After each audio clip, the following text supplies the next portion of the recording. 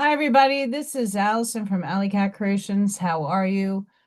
Please like, share, subscribe, and hype to my channel if you have yet to do so. And if you get anything from my work, a connect that epiphany explosion, a new book to read, a new author to explore, artwork to create, please consider supporting my work underneath this live after it ends, all the way after it ends. You can go on my other videos and all the link sections are there. It's not just my links. It is all the phenomenal, amazing people that I support, I value, and I find amazing things in their work. So please go check out the link section. Got lots of awesome news to share, but let me just get through all of this. AllyKatCreations211.com is my website. There, you get to see all the candles, paintings, pyramids, skulls, hyper-realistic portraits, all kinds of good stuff is there. Go check it out. And if you're interested in commerce with me, please email me. I do everything privately. And lastly, I have channel memberships. There you guys get to use special emojis. I have oracle card readings every week. I also have raffles that I give away fun things like art. It's great. $150 pyramid you could win. And that's not applying just to channel members. Anybody can enter, but it costs a fee. 4D gets to work with me on all the awesome, there's New York out of me, quantum mechanics and spiritual paradigm stuff, but I have other things I want to work on. Today's last day of work for the summer. Woo! Yeah. So check out the channel memberships. It helps support Little Thor, Freya, and Baby P and this channel. So I want to thank everybody for being a member. But just thank you all in general for being amazing contributions to this channel in the chats, writing, loving, and helping one another. That's what we do here.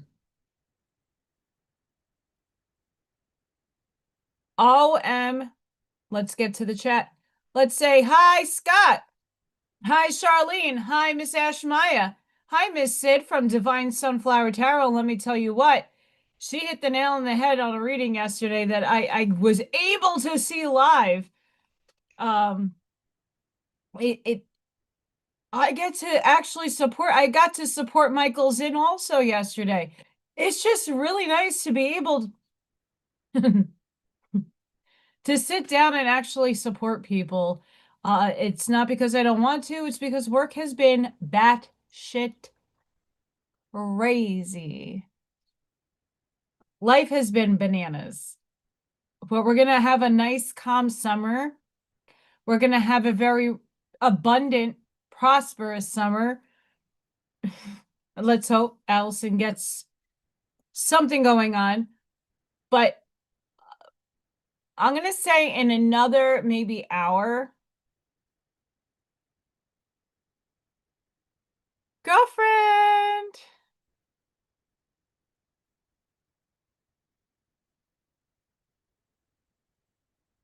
I am excited to do that.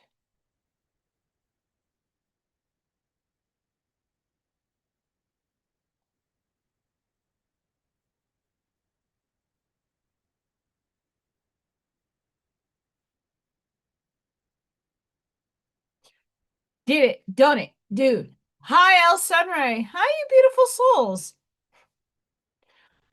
Guys, I'm going to let you guys help me name the new friend that I just saw on the deck. Oh my goodness, the cuteness factor is like extreme. I did not even post it to Facebook just yet, but we have a new friend. Look how cute! Oh my goodness. We got to name him or her. I don't know. Maybe gender neutral name here. Look at the baby! I have a new friend on the deck.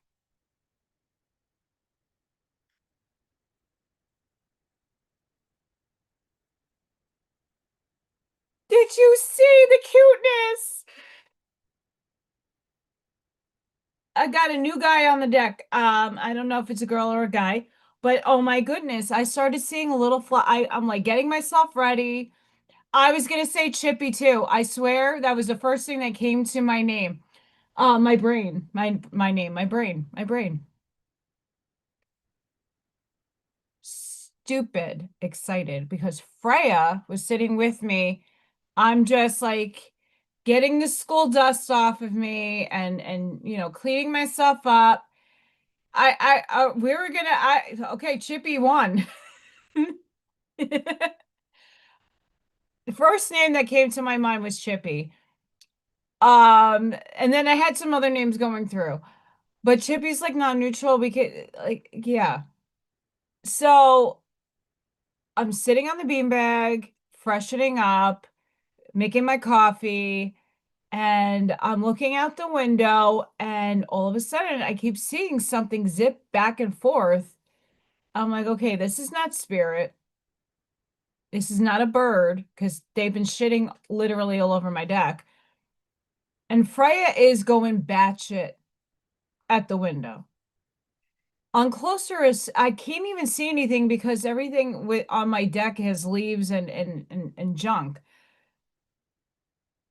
Then I see its little perky face pop up and start dead. Dead. Done.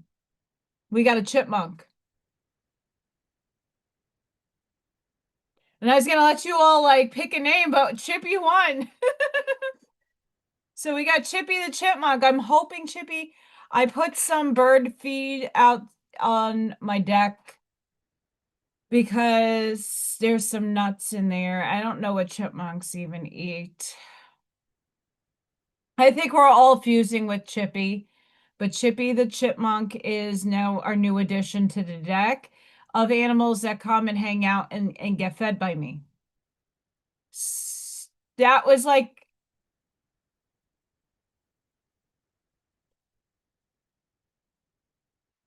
um, I melted. I melted. And Charlene and El Sunray, if you guys want to be moderators, I have no problem making you moderators. I don't know how many people want that responsibility. I used to be the owner of having that responsibility. Did it for years. Don't mind it. But if you guys, I don't want to exclude people. I'm all inclusive here, especially with my lovies. So yeah, we got Chippy the Chipmunk. On my last day of school, I did an Irish, Allison's Irish here. I did an Irish exit. I did wish as many people as possible happy summer.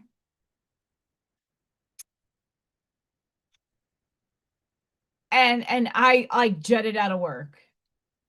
And then I tried going to get some ice cream. I've been craving ice cream from a specific place. And all the high school kids were like hanging out in front. There was no room to get into the place, and the drive-through was long. So I like, I know not everybody wants to be like, a lot of people think it's a responsibility. It's just, I don't know.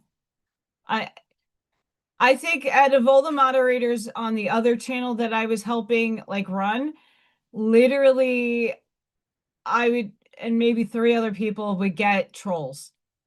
Like pew pew.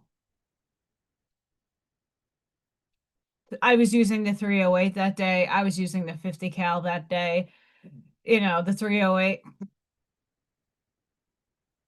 So it's okay. Not everybody likes to be moderator. They just want to sit back and they don't want that. And it's cool. I just open it up because I love people. Yeah. So we got a chipmunk. My heart. Also tomorrow, I don't have it. I have to find it.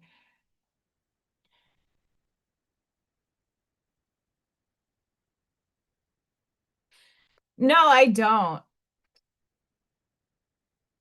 No, I don't want to stress anybody out either, but I don't like to leave people out, and I'm more than happy with, and I trust everybody that's on right now in the chat. I trust.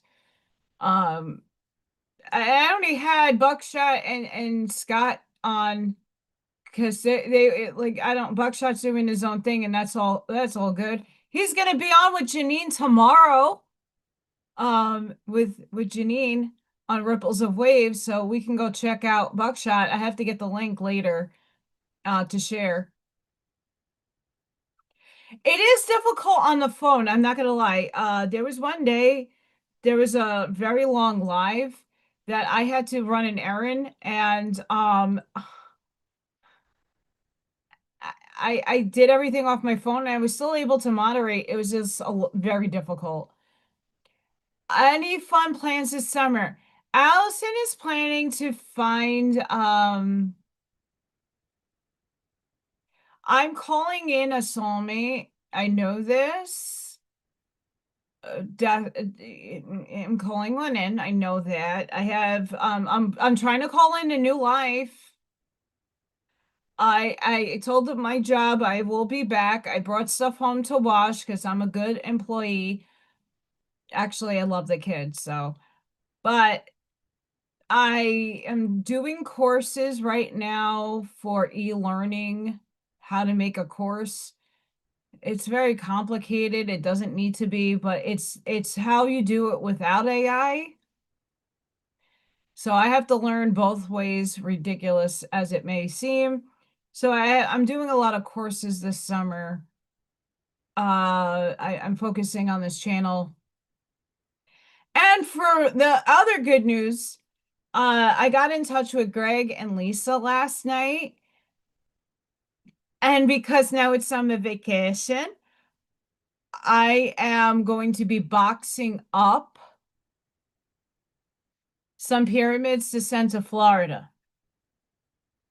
So Monday hits, I'm going to pick out some pyramids and put them in a box and send them to Greg and Lisa for them to sell. So that's really exciting. Oh, thank you, Scott.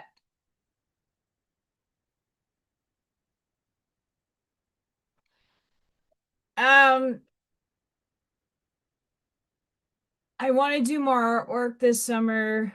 I am going to be making an effort to figure out the Baby P, Freya, and Little Thor Adventures book that's going to feature many of you and your babies. So I'm going to work on that. I'm going to work on my own courses, and not courses meaning like you're going to get tested, like just things to help other people.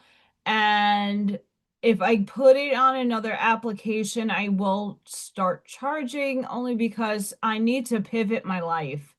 I can't keep digging at the bottom of the barrel every year going, wow, I don't make enough money. Okay. And I need a better circumstance. And a lot of these things are unconventional.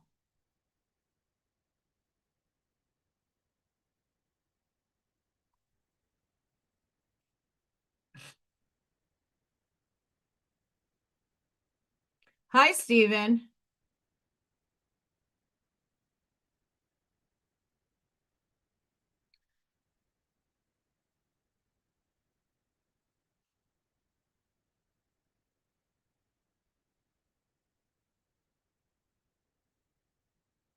I'm trying to ponder what you just said, Stephen. Not ignoring. I have to absorb that. I don't know what in reference you're meaning. Um,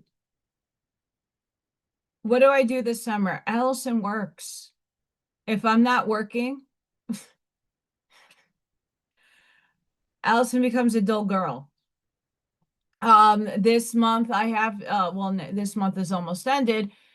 Hitting Monday, I have to start clearing out my kitchen and my living room to make room for the workers. Once my windows are made and they're going to come and be put in, I have to have just about a blanket of nothing so that they could do the work without issue. So I have a lot of things in the house to move around and clean up and try to sell some stuff. That's another avenue of things that I'm looking into doing. This summer is going to be busy. I know everybody wants me to come out and visit, and it just I don't have the funds at the moment. The funds are tied up into my windows. That's awesome, Ashma. I'm learning how to do that because here's what I want to do. Here's what Allison's mission in life wants to pivot to. I love working with children in person. I like doing what I do. I am not getting enough pay for what I do. And then every time we have a vacation, like a Christmas break or a spring break, I don't get paid and it really hurts me big time financially. This loan really helped, but the loan was there to get a car, which did not necessarily happen. But Allison fixed her fucking car by herself thanks to Ivy. And Patrick, the pizza delivery guy that was in the chat last Tuesday, he was delivering pizza and like came into my little mini driveway and asked me if I needed help. I'm like, no, I got this. Did I ever get that? I fixed my car. Yes. Yes.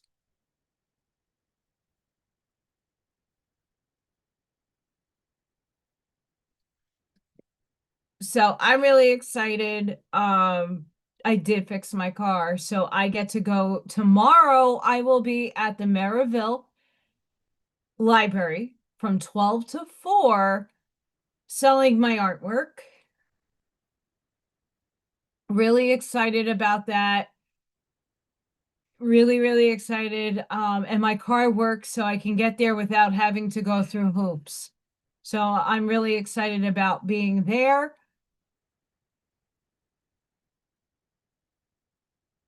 Spirit. Okay, we're gonna get. There's so much, guys. There's so much. We got Chippy the Chipmunk that was on my deck moments before I came live. Um, yeah. Patrick was a sweetheart. He was like going back. Like I'm around the corner from a major thoroughfare where not everything, but a lot of like the police station, the fire department, and everything is on this one block. And his store is the store he works for is over there. So he was on the way back and he dropped but he saw me outside fiddling with the car and he stopped to make sure that I was doing everything. It was really sweet. And Ivy, after the live on Tuesday, Ivy's gotten a friend in touch with me, walked me through what I need to do, and just different steps for different scenarios. Thankfully, the first scenario, which was the easiest and simplest, took place. I put my air filter in, I cleaned the sensor and put it all back together, took the battery off the terminals and put everything back on and then put the little code reader guy in. Nothing. And then you have to test drive it. So I test drove it and got some ice cream. That's why I'm craving it. And I had to go to the store and go to Walgreens for the end of the year madness at my job. So, oh my gosh. Oh my gosh. This last week has been bananas and guys, did you feel the energies? Because I'm feeling them. Chippy the Chipmunk. Oh, walking home before I fixed my car on Wednesday, a red cardinal was following me. Hi, mom and dad. Hi, mom and dad.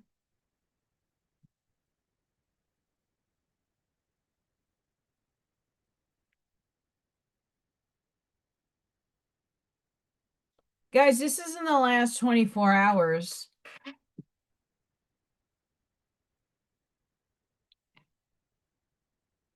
This girl felt it all. I felt it all. Banana nuts.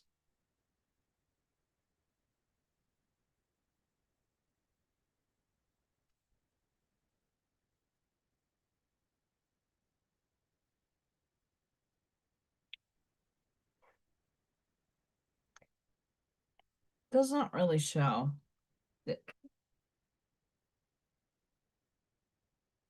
The sun is a little happy nowadays. It's excited. I'm not purchasing nothing. I already purchased the app. And then it wants me to pay for certain things to come.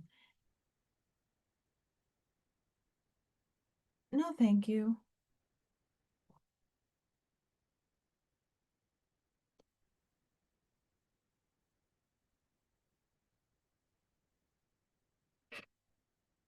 Here's a new chipmunk, Chippy.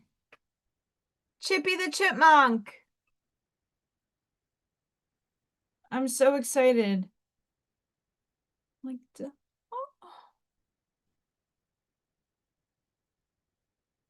we're gonna get into all the energies, guys.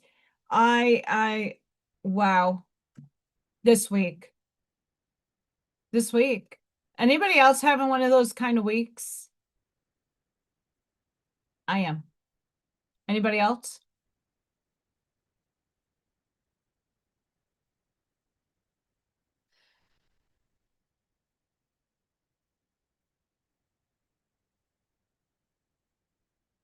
Gremlin spirits. They're out in full force. Out in full force. Because shit is going down and they want every last bit of our energy to hang out.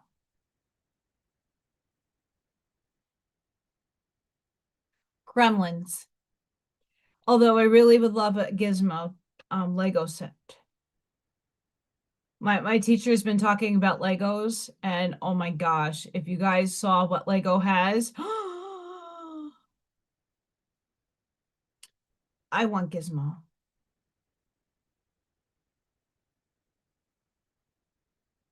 I want a Gizmo. So yeah, there's a lot going on energetically.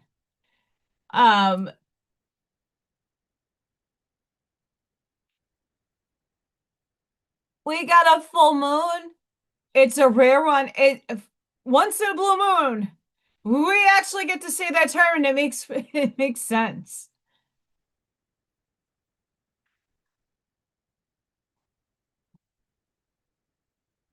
My body is going through some fucking hell. My hormones in my body are driving me batshit literal crazy. And I don't know what to do. I've been taking supplements, I've been swapping times. Sleep, what is that? Freya's been waking me up at 4 a.m. Don't know why. Howling, crying, jumping on my bladder, all kinds of crap. Crazy town.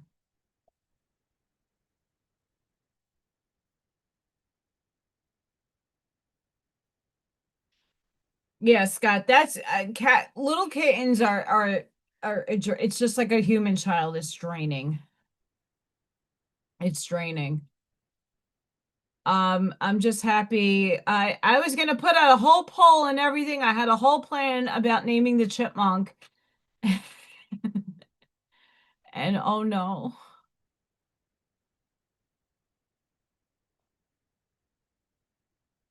Oh no. I wake up regardless on my, when I'm working, I wake up at 5:15-ish, sometimes 5. It depends on the day. Like if I know I have like a laundry to get out of the laundry machine, I was running something late and I like get up early so I can get some things done before I leave for work.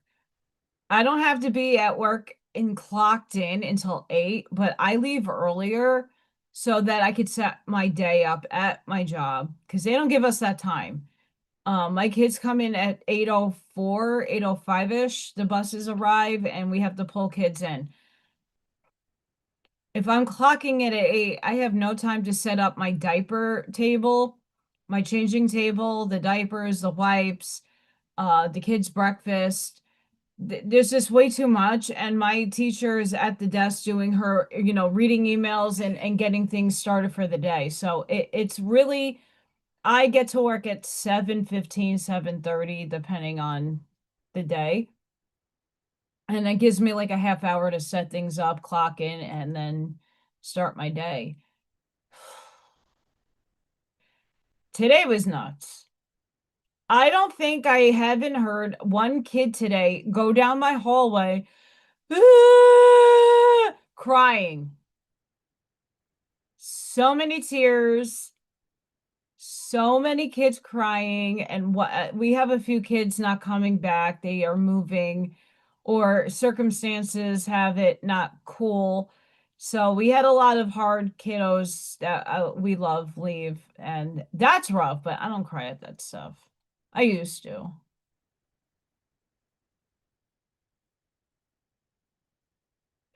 Yeah, I got to get out this week too. I have to do my lawn mowing. I have some grounding to do. I want to clean up some of my backyard. I got a lot to do. This is not Allison gets a summer vacation, it's a free pass. Not at all. Mm-mm.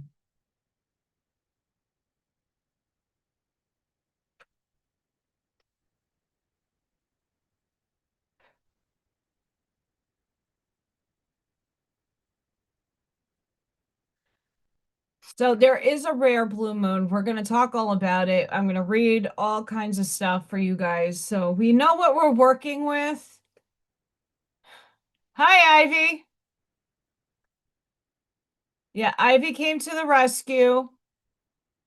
Her friend helped me fix my car. I mean, I did the work myself, but the advice was amazing. And I'm very thankful, very, very thankful for people like Ivy. Very thankful. So, May the 29th through the 30th, the universe is saying to you tonight, it's giving you a orchestra. Welcome to the weekend. We are just 48 hours away from the rare blue full micro moon. And even though it may appear smaller in the sky, its energy feels amplified. Tonight at 20:05, the Scorpio moon trines Jupiter in Cancer, bringing a moment of emotional clarity as if what you have been feeling for weeks finally makes sense. As the moon enters a void, of course, time seems to slow, decisions lose urgency, as this is a time of pause. It's not recommended to start anything new in a void. Tomorrow at 8:45, the moon enters Saggies, and the energy shifts towards curiosity, perspective of what arose during the void. All of this leads to Sunday's full blue micromoon at 9 degrees Saggy, a rare alignment that combines emotional culmination with clarity. This micromoon encourages introspection and truth seeking and offers us a quiet invitation to recognize where we now stand in your own authority and align your story with who you are truly becoming or already are. I rest and reset with clarity, trusting the universe is aligning in my favor. I believe. 11:11.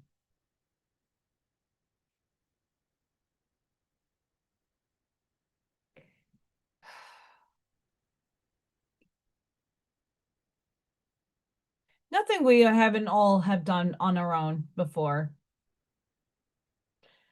We need some introspection. I've been introspecting all week.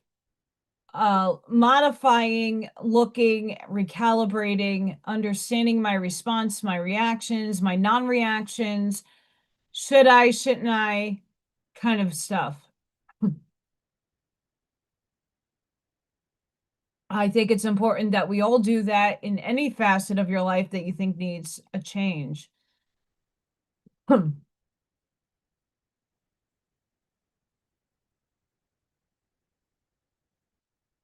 I'm going to read this to you because I shared this, how I don't even, in 2021, I love Albert Camus.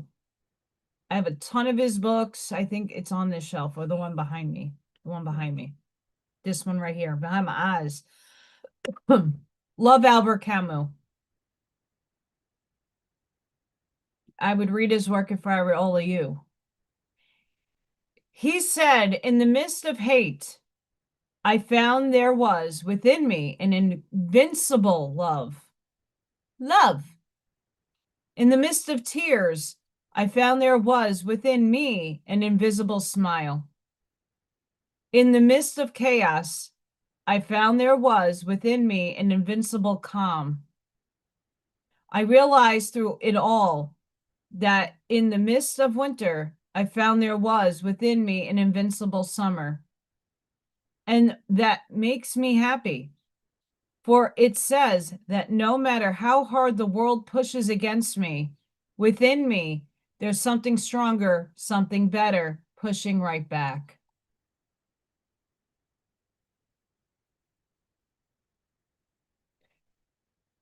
I love his work.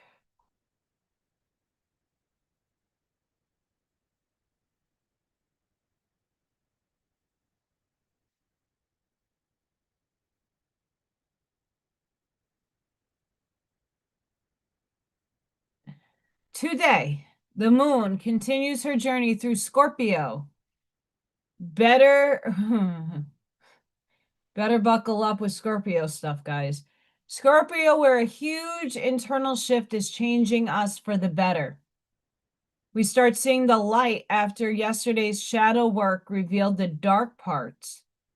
We needed the pressure and squeeze to highlight where major change is needed. Today's aspects support turning the pain into purpose and will take every opportunity presented to us to boss up. We are going through a major emotional growth spurt as we prepare to rise to the challenges of pursuing a new path under the upcoming full moon. We are building ourselves up to take a leap of faith without knowing all of the answers. Hi, Corin.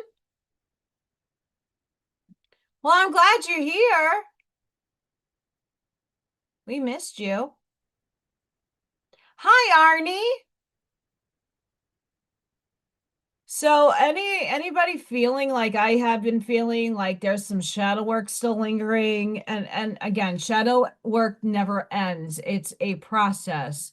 It's a cyclical event that we eventually all hit, right? Dark nights of the soul is a little bit more extreme, but those phases have their phases. They happen just like the moon.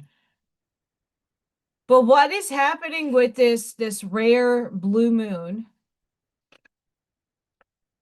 is the major changes are actually going to start actually making us take those steps. If we haven't done so, and if we don't have the courage to, the universe might just put a catalyst in your way to make you make change. A lot of things are going to come to surface within yourself in the next couple of days. I know, like, everybody I work with that are not into spiritual stuff, they're like, what is going on? What? There's a lot of changes.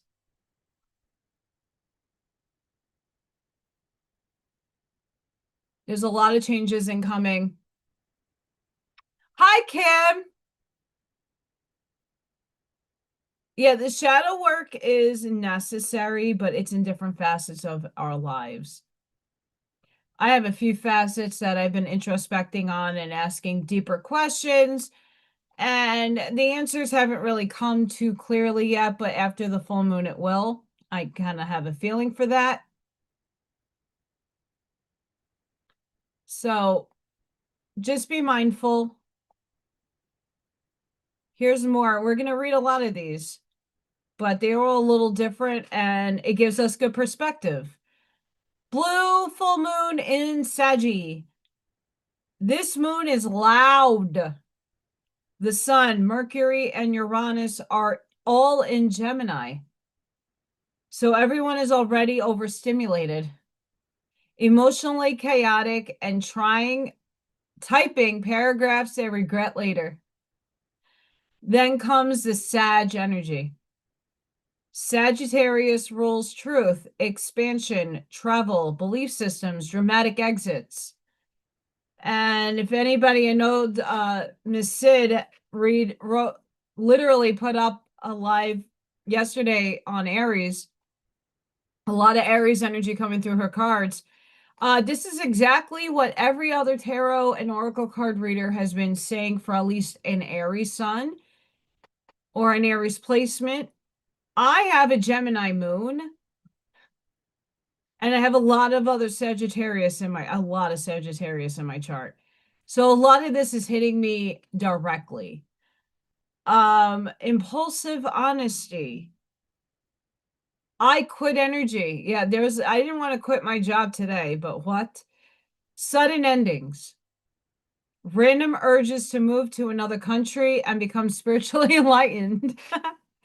A lot of movement energy in the Aries sign. Every tarot card reader I've been watching is like, oh, there, you're moving. You're moving. I can't move until my windows are getting put in. I moving in another direction, probably career-wise, is what I'm looking at. But belief systems. This is an energy where a lot of us are checking to see if what we believe in, our politics, our spirituality, where things have to shift and move and change. Dramatic exits, people just might fall away out of your life. It happens. This isn't the Scorpio full moon energy from earlier this month. Scorpio wanted you to sit with your feelings. Sagittarius wants you to book a flight and reinvent yourself immediately. The universe right now is basically asking, okay, but are we really doing this for another year?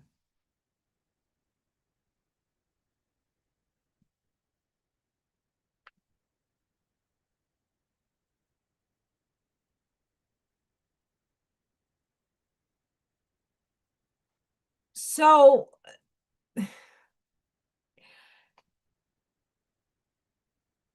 I've been asking this whole year, with everything going on with my finances and just where I've been at mentally. Okay, are you really going to do this for another year? And for me, the answer is not defined just yet. I told them I would come back, but I don't know if I'm going to stay. And it's not because I don't love my kiddos. It again doesn't put food on my table. It doesn't pay all my bills. And I want to live a life where I don't have to question, is it going to be food this month or a bill that I sacrifice on? I can't do that at my age. Sorry. When you're 20 years old and you live at home and you're just paying your phone bill or something, it's different. When you have to live, I have been reassessing what I need to do to reinvent myself, to push myself in a new direction. And again, looking at the instructional design stuff is just giving me a basis of, okay, what do I want to do with this? I didn't get a college degree in design. I did not get a degree in curriculum work. But if I use what I already have and my knowledge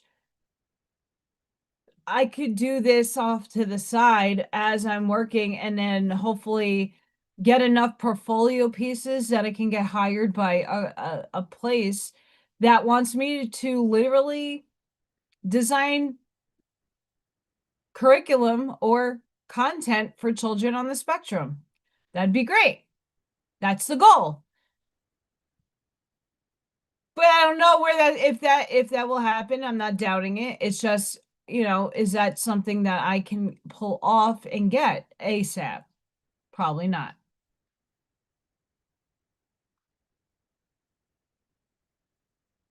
But if you guys were not on earlier and you were not, if you're at your screens right now, I think there was like 5 of us in this chat, and I have a new friend. Welcome, Chippy the Chipmunk. Chippy the Chipmunk.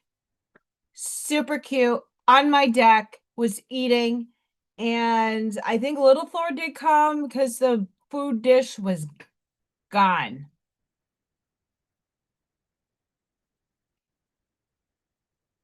So Chippy is welcoming to the family a baby pig, Little Thor, and Freya. Happy Freya Friday, by the way. I don't think any one of us are not on the spectrum. It's just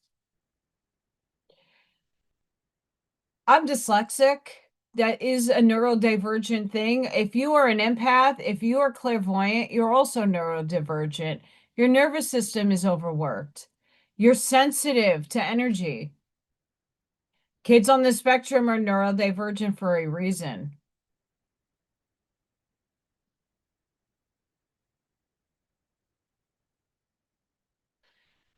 I don't know about anybody in the chat. Let me know. I don't make it my story no more, but I was diagnosed with rheumatoid arthritis 23 years ago, just about, give or take. Anybody else like today? I felt like I'm like I'm in a lot of pain. I haven't felt this kind of pain in years. And it's not in one spot. It's all over the place. I'm hoping I'm not recapping my old self, and I'm hoping it's just an upgrade, but fuck. It hurts.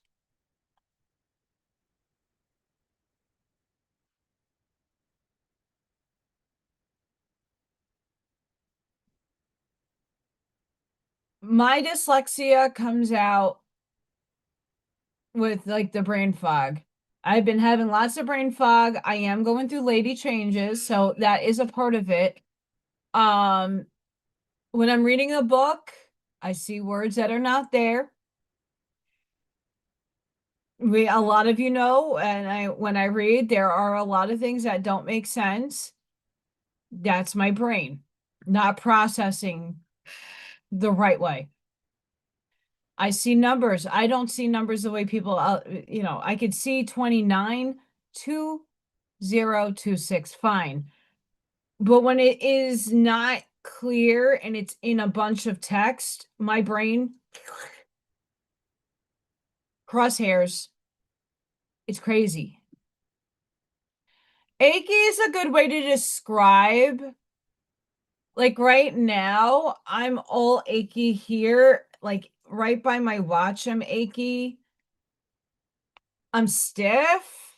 My back is really stiff. My legs have been on fire, killing me. The other day, I literally thought I was being electrocuted.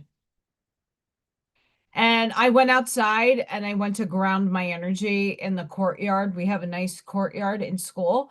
And I was just like pacing back and forth. My teacher's like, "Are you okay?"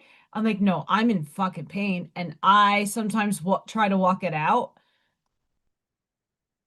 And I'm like, I'll be right back. I'm going outside. And I did some grounding for a little bit. Didn't really help, but it kind of. I'm 43. Brain fog is not a joke. And it's embarrassing. It's been embarrassing. Um, ladies and men, I want you, I mean, I know men go through different hormonal changes as well, so don't think I'm exiting you guys out of the conversation. I don't like that. But there is no fucking guide.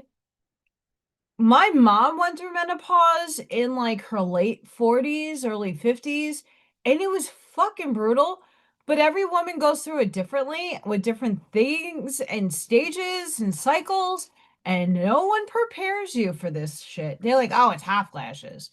You're gonna gain weight, girl.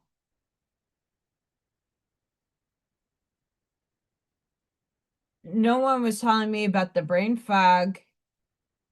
And yeah, I get bloated, but like the twice a month thing is not fun. It's expensive. And it's a full moon coming incoming again. I'm so I do hot baths, but I also with Epsom salt put baking soda and borax.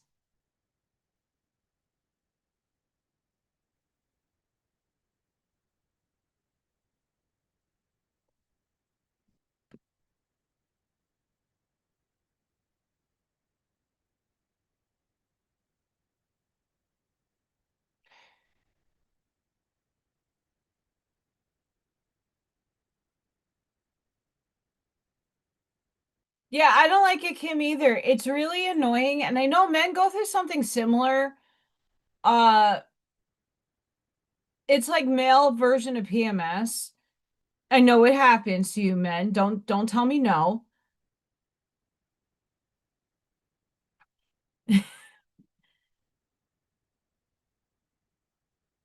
There's a lot of supplements and things and modalities holistically I'm trying. I don't want to go back on things that I know are not good for me, but it's more frustrating on my end when I can't come to my thoughts quick enough, and it's just random stuff.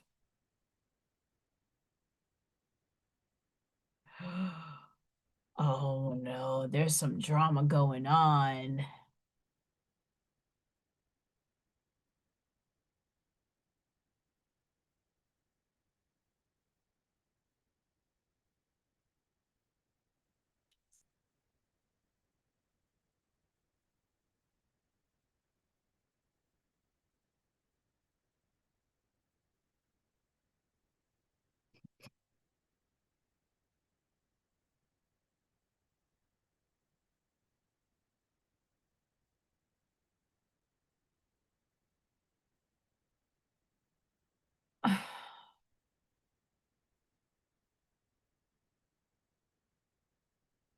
Fibromyalgia.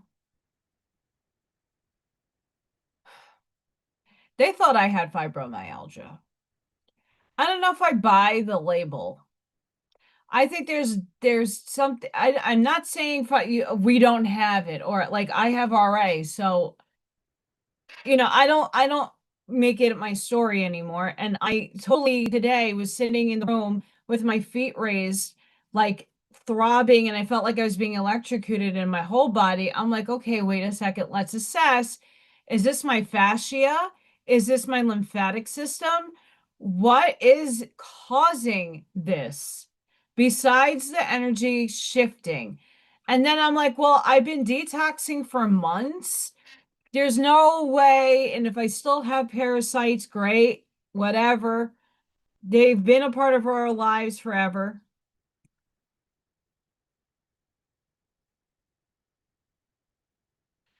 I mean, that's cute.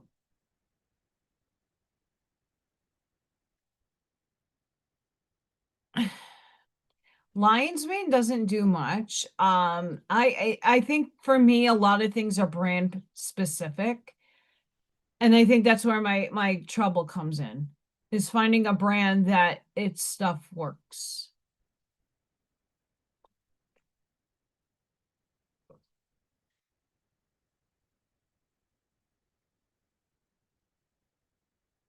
Yeah, so if anybody's going through what like I'm only sharing this stuff not to be gross or but I don't think enough people talk about like our spiritual development, our awakening, and going through change like our own bodily changes.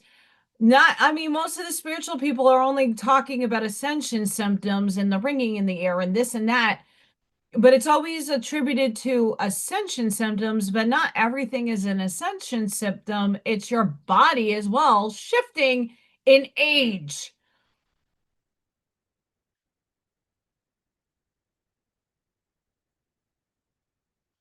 Um, oh yeah, Arnie does absolute and happy early birthday to Arnie. We're gonna do a little celebration after I read this. The future you want doesn't require a different past. It requires a different relationship with the life you already live. Enter every room as your higher self would. Your history doesn't define you. Your present holds more power than any story can outgrown. What you believe about yourself today shapes the life you step into tomorrow. And I know for Arnie is stepping into his big milestone, and Arnie does not look his age. And it shows that a lot of us do not look our age. I've been feeling my age in the last few, since my birthday. I've been feeling it. Whereas before I'm like, no, I'm this young, vibrant thing. And I'm starting to feel my age and feel it. I'm not letting it define me, but I'm still feeling it. And it's annoying. I do oregano oil and black seed oil daily. I'm trying the organ stuff because I need more ferritin in my diet. I'm doing B12 and C and D and K2. I'm doing a lot of different things, but it's different times and different stuff.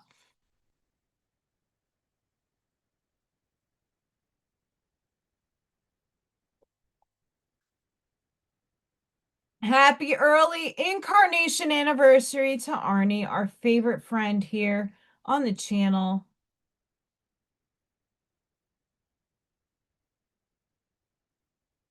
I'm hoping now that my schedule is going to clear up a whole chunk that I'll have Arnie back and we can chit chat about what's been going on.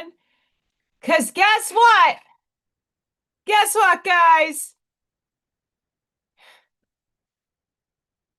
Arnie is here and I'm here and Buckshot and a bunch of us are here talking about truth. And this is the energy of Sagittarius is talking your damn truth. And what has been in the cycle of CNN syndrome, it's the aliens. It's the aliens.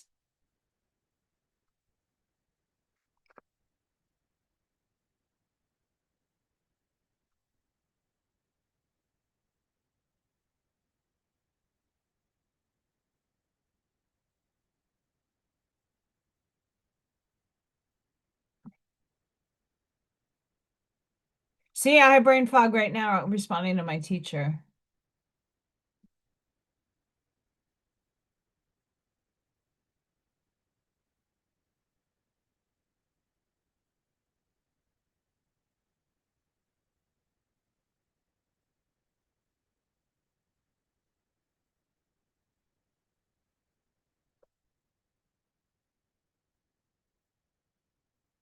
Oh yeah. I'm down for I listen, my summer as crazy as it sounds, it's only 2.5 months. I got a lot going on, but I am definitely gonna have people on more. I know I would like to have Michael Zinn on as well to talk about his stuff. I know he has a book coming out, or one or two books coming out, and he just launched Oracle Tarot card creator. Arnie's working on some new decks. Really excited stuff. Really exciting stuff. And I mean, I think the unity the unity is definitely going to come now, more so. As much as we know, I know you guys know, maybe not everybody, but I think that is one of those dynamics. Aliens, which a lot of us are star seeds, it's going to bring us all together. They're talking about it more and more in the news CNN cycle, and that's cool. Believe it, don't believe it. But I think the starseed nations could utilize this as a pivot point to say, hey, they're feeding you some bullshit, but here is the real shit, and here's the truth from the people that are from the stars. Hi.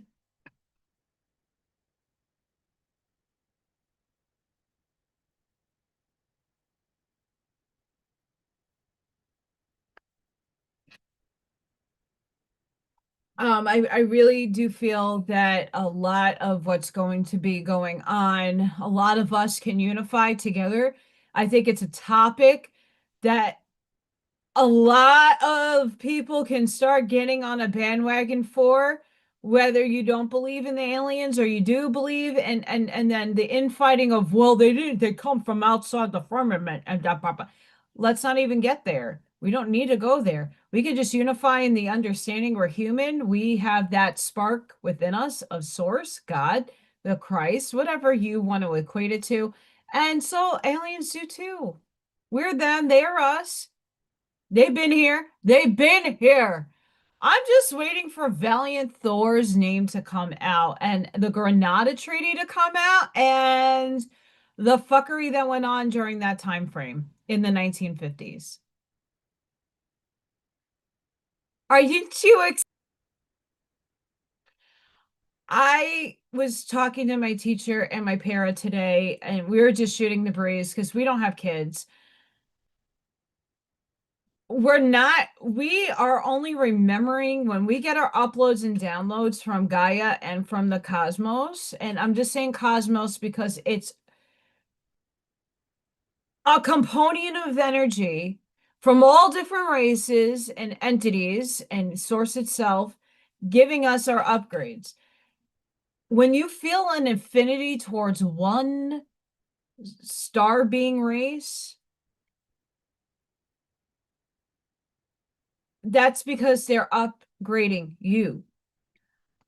I went through different phases with that. I started out with the Palladians. It's like, oh, I'm Palladian. I'm only a Palladian. And then, no, you're from this and that and this and that and that and this. Obviously, I have an awareness that I live 28,628 dense lives. That doesn't mean I was human for all of them. That just means I was in density for it. If you're a fractal of a 0.1000000 of the blade of grass, you are also a part of it all on a subatomic level. Consciously, most of us have been multiple starseed races. It's not just one. Even though you might feel the affinity to one, each race has a different density and dimension of expression. So there are 7, 8, 9 density Palladians, but we're only talking about a couple of subsects of them. The Lyrans, Vegans, Sirius A, B, Centauri A, B, all of them mother effers are between 5 and 8. Octurians are in the 6 level. Antares, Boots. There's so many damn races. The Procyonies, the Calypsi Ra, the Draco, the whatevers. There's so many fucking races. We've been a lot of them, and some of us are Venusian as well. That's fifth density. So don't let, and I'm saying this not to say don't discount what you feel in your heart is true for you. I just know for myself, we are so expansive and infinite. Don't count out your potential. Do not count out that you're not all of it. Give yourself that grace in knowing that you're way more than you think you are. And even in a star seed, that's also perpetuating separation and limitation, because you're also like, well, I'm only, and I'm not saying you guys, but a lot of star seeds will be like, well, I'm only at this and I'm only at that. Well, you're still separating and limiting yourself from source. You're recalling, total recall. You're remembering aspects when you get those upgrades. It's filtered through you. You're only getting snapshots and chunks of what you are until you embrace it, embody it, and then the next stuff is going to come to you. I stair step this. I've been through this starseed process before, and a couple of years ago. Don't limit yourself, because I did, and I was not getting the information that I needed until I released that concept of I'm only this. I'm only an envoy for the Pleiadians. That might be true in one facet, but not in all of it. Your star family, what star? You're also held in transdimensional, interdimensional. There are beings there too. We can call them aliens if you would like. They're here. And just like Elsa just said, the Curtis books succinctly were talking about the Lemurians and the Pleiadians and how it applies to America, by the way. Blavatsky talks about Lemuria and Pleiades. The Rosicrucians. All of this sinks back to those two time frames where the majority of us have lived at one point. I'm not saying that you were the evil person in Atlantis. I'm not saying that. I think we all have served, and Atlantis wasn't just one epoch, it was multiple. Lemuria wasn't one epoch, it was multiple, meaning multiple cycles. Nadine brings it up. We went from 5D to 3D. That happened between the ending of Lemuria and Atlantis. And of course, those are two different time frames. But we densified down because of what the fuck happened. And most of us are here to redeem the light. Now, whether you are, I'm going to look at that in a second, Scott. Whether you are of Team Light in this lifetime and you were Team Dark, you're not going to remember that. You're here to redeem the land. You're here to transmute the evil into light, the dark into light. You're here to make a change in how we are functioning. Some of us were the light workers in Atlantis trying to defeat the dark forces, and it failed. We died. We came back. We chose to come here to redeem, to undo, to transmute, to alchemize this land. And why a lot of us are in America doing this work is because the Curtis has alluded to it, the Keys of Enoch alludes to it, Nadine alludes to it. America is in New Jerusalem. America was both Lemuria and Atlantis, parts of it, portions of it. The rise and fall of the sea level, the rise and fall of the of our land. It's been shifting and changing recently, if we haven't noticed.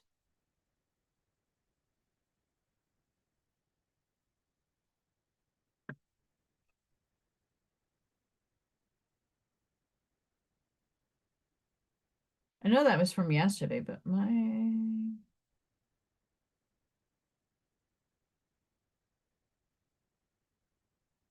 hmm.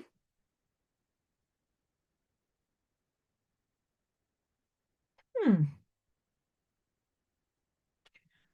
Hmm. Scott's doing some investigative work. Interesting. Interesting.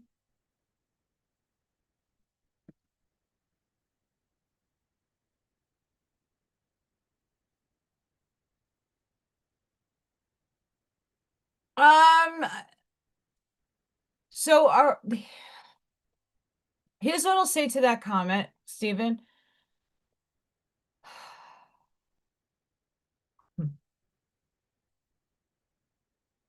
We already chose. It's the Matrix saying you came back to experience the why of your choice. You came here to find out why. You already did. You already ate the fucking cookie. You took the red pill or the blue pill. Now you're experiencing why you chose that as a story to play through. You already chose it. And I know a lot of people, I know a bunch of people that well, that's predeterminism and we're not deterministic. We have free will. Sure, you have a free will choice in what you experience. You create your own reality. You choose your life, but you already lived it. Now you're experiencing the why. You can always jump to another timeline. You could go into superposition and go, wow, I want the life where, and this is where I'm at. I want to get married. I want a man to show up for me. I want a stable career. I want to make more than festering off of being a parasitic suck toy for the government. I want to sell my artwork. I want to be able to change the game for a lot of different things. How do I go about doing that? Hi, UFO in the know. Yeah, and Corin, that exactly.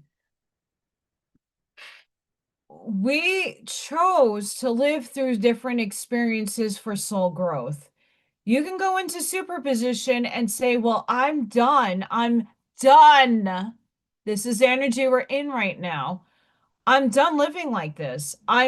This is not the way I want to live the rest of my life."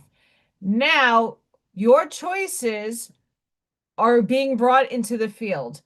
You are observing something better. You're going to collapse that better and it densifies where you meet it, merge with it, and then go about living it. That's not to say the Ferrari is jumping into your driveway tomorrow. You still have to have action into motion to have a cause and effect for your manifestations to come. What changes is the energy when you assume, not fake it until you make it. Don't fake because you're coming out of a lack. You already have it. And not in an egoistic way. Well, I fucking have it already. Well, if you did, you would be on cloud nine. None of us are on cloud nine yet. Yet. I want to read this to you. You're not faking it until you make it. You are feeling the faith. Feeling the faith until you become it. How can you become it?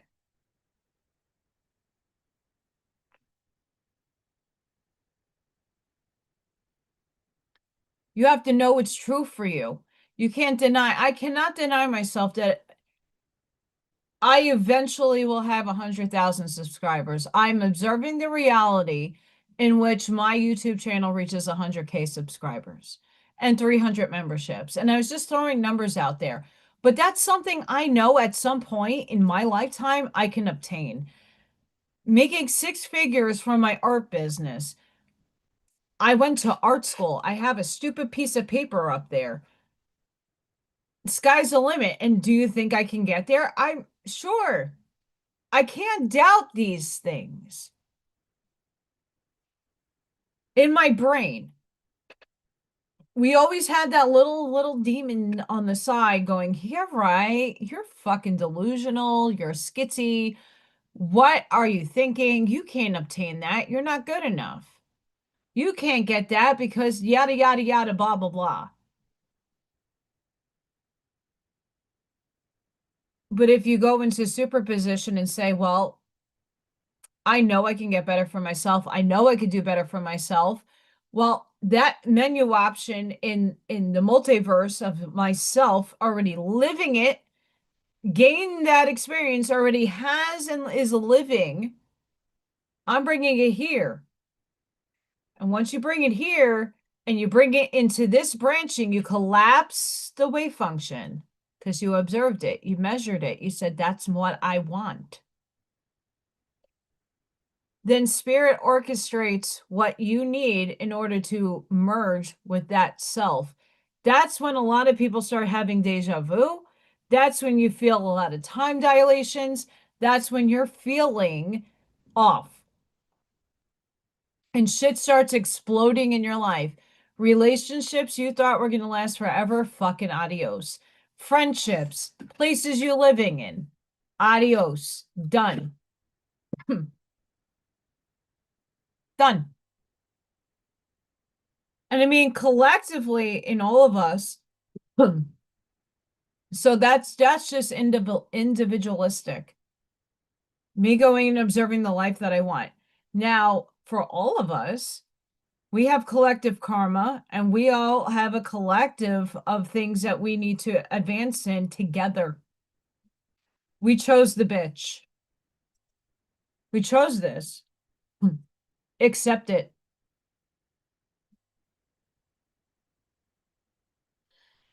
Hi, Joshua.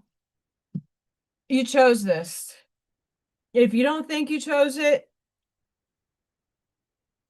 you're alive. You're breathing. You did chose it. You chose it to some extent. You chose being here. We chose this story to experience together. We chose the evil forces that were going to come out and try to take us down. We chose it to overcome it. We came here with one mission and one mission only: to shift the bitch, to bring heaven to earth, to know what you are. Third density is self-exploration. It's knowing, identifying self. Sub-octave. When you get to the octave of 3D, you are now discovering that it's not just self-exploration. It's holy fuck, I'm divine too? It's not outside of me, it's inside of me. The Christ within. It's within all of us. That's the one thing I can say that I don't agree with the Curtises, that an avatar is coming down and saving the fucking day. Because I don't believe that. I believe it's through all of us that the Christ energy, consciousness springs forth, through all of us, that we all start making changes and implementing those changes and shifting the bitch. Just saying. It's up to you. You don't need to believe. You can sit on your couch with your less evil popcorn, which is really super tasty, by the way, and watching your tube, your television. flipping through the channels, getting through your programming. You could be that person too. It's all good.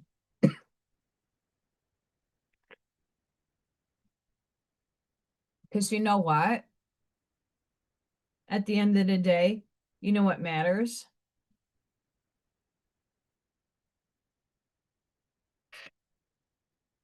You go out into nature and you get to experience Chippy the Chipmunk. Chippy the Chipmunk. We got a new animal to take care of. We got Chippy the Chipmunk on my deck. I walked home because my car was broken and I got to see a beautiful red cardinal just chilling out, following me on my way home. Hi, parents. When you are connecting with nature, you see the beauty within it. When you're connecting to a screen, not so much. Have you been outside lately? Have you been grounding your energy lately? Earlier, I showed the Schumann resonance, and I will show it again.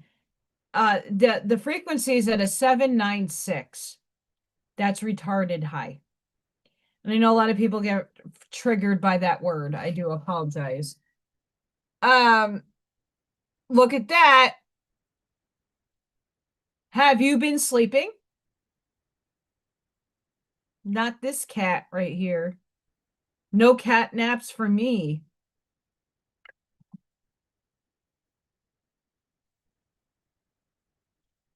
You are amplifying your energy right now, and we're all outgrowing that old self. Our new self is slowly merging with us. So little things are popping up into your life. Little things, little shifts in how you're reacting to your outside world, how you're reacting to life. For me, I've also have been extremely busy trying to get a path to move forward in some facet of life. Relationships are stagnant and not working out, and things are like back and forth, and it's nuts. I can't do it anymore. My brain wants to explode. Work has been like, well, I'm not getting enough money. I am worthy of more. But how do I shift? I'm taking courses, and thankfully it's on my own time, but still, it's time consuming. I had to clean my house. They got new windows being put in at some point in time. The hamster on the wheel.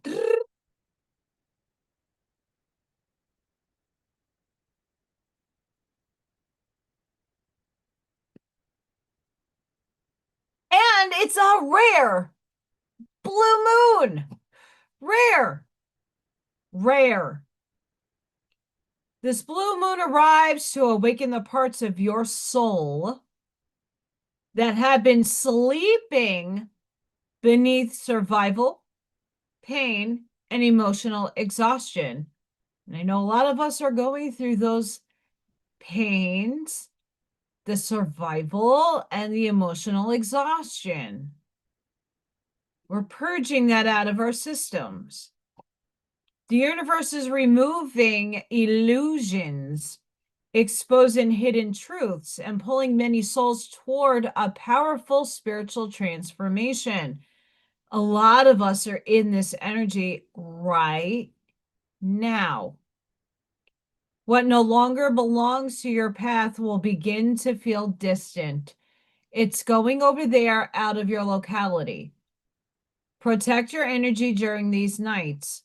Listen closely to your intuition. Some endings are not punishments. They are the universe making space for the life, peace, and alignment your soul has been calling for. The blue moon is not here to destroy you. It is here to reveal who you are becoming. So a few weeks ago, I asked you to think about who and why you want to be what you want to be. What do you desire? What are your dreams? How can you make your dreams a practical plan?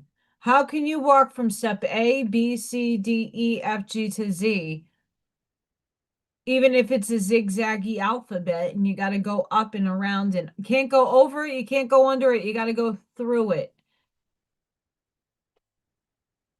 How do you navigate that? It's not easy. A lot of us are in liminal space dealing with survival pain and emotional exhaustion. The universe is steering us in the direction that our souls chose to experience in a new paradigm. And it hasn't materialized fully just yet. And that's for all of us, not just a few, in my estimation. I told you there's a lot of these tonight. The night before the blue moon, that's tomorrow night, the moon and Neptune connect. May 30th brings a rare moon trine Neptune alignment. Dreams become vivid. Intuition strengthens, and wishes gain momentum as the blue moon draws near. Pay attention to signs, feelings, and meaningful coincidences. Dreams carry important messages. Wishes gathering momentum. Intuition becoming stronger. Signs arriving at the perfect time. A feeling that something is shifting. Blue moon blessings draw it closer. Seeing 1111, I saw that twice today. 222, that was 3 times today, or 777, once yesterday. Make a wish, the blue moon is almost here.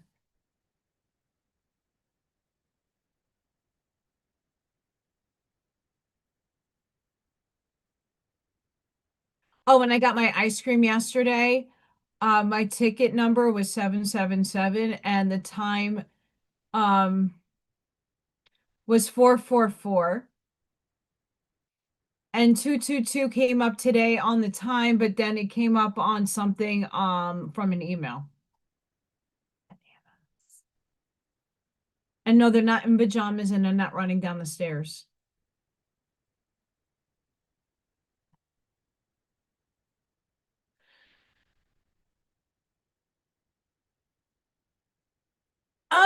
I don't get numbers every day, but I'm not necessarily,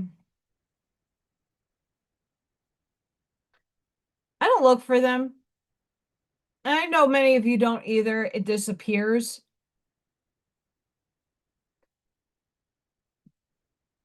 But I mean, the channel member reading that I did last weekend, 999-555-333. One tarot card that was the 8 of Swords, and the rest were major arcana. It doesn't make sense, but again, Spirit fucking laughs at me. Within the next 3 days. I'm sorry, I'm not sharing my screen. I thought I was. Once in a blue moon. Rare energy, powerful shifts, miracles are activated. A wish you've been holding closely is about to manifest. Something unexpected brings joy, relief, and good fortune. Doors open. That's what I'm hoping for myself, that some doors, some opportunities. That's why, hi, Mel. This is why I'm like, I got to get to this library event because somebody might have an opportunity. Or if I meet somebody there, it could be the husband, it could be the potential partner. We don't know. Opportunities arrive, everything starts to flow. Clearing, healing, and alignment happen fast and divinely. This blue moon brings blessings that change your path. This is your sign. Believe, receive, get ready.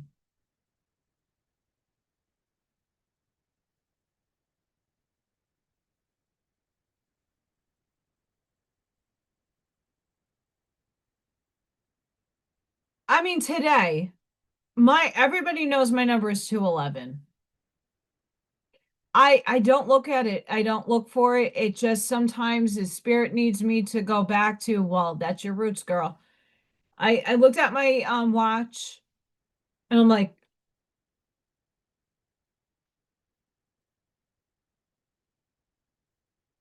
really, spirit? It was 2:11.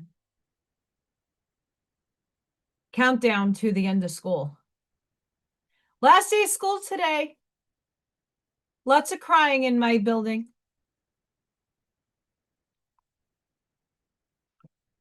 I Irish exit out. I'm like, bye. I love you all. But I Irish exited. I'm Irish. I could do that.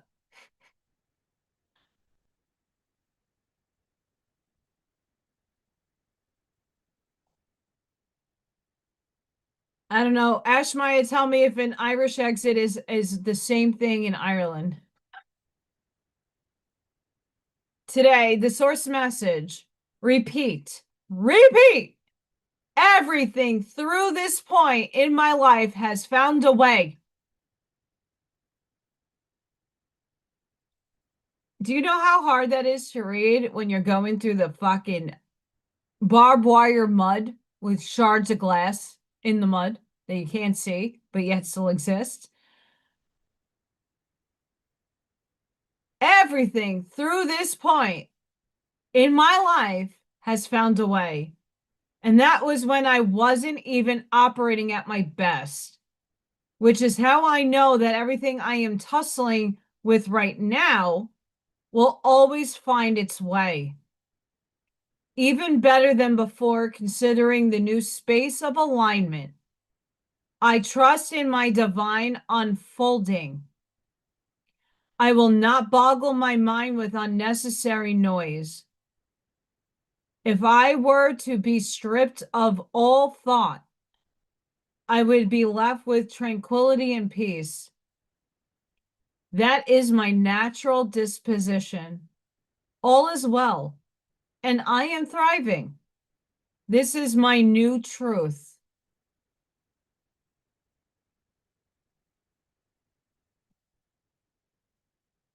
Is it yours?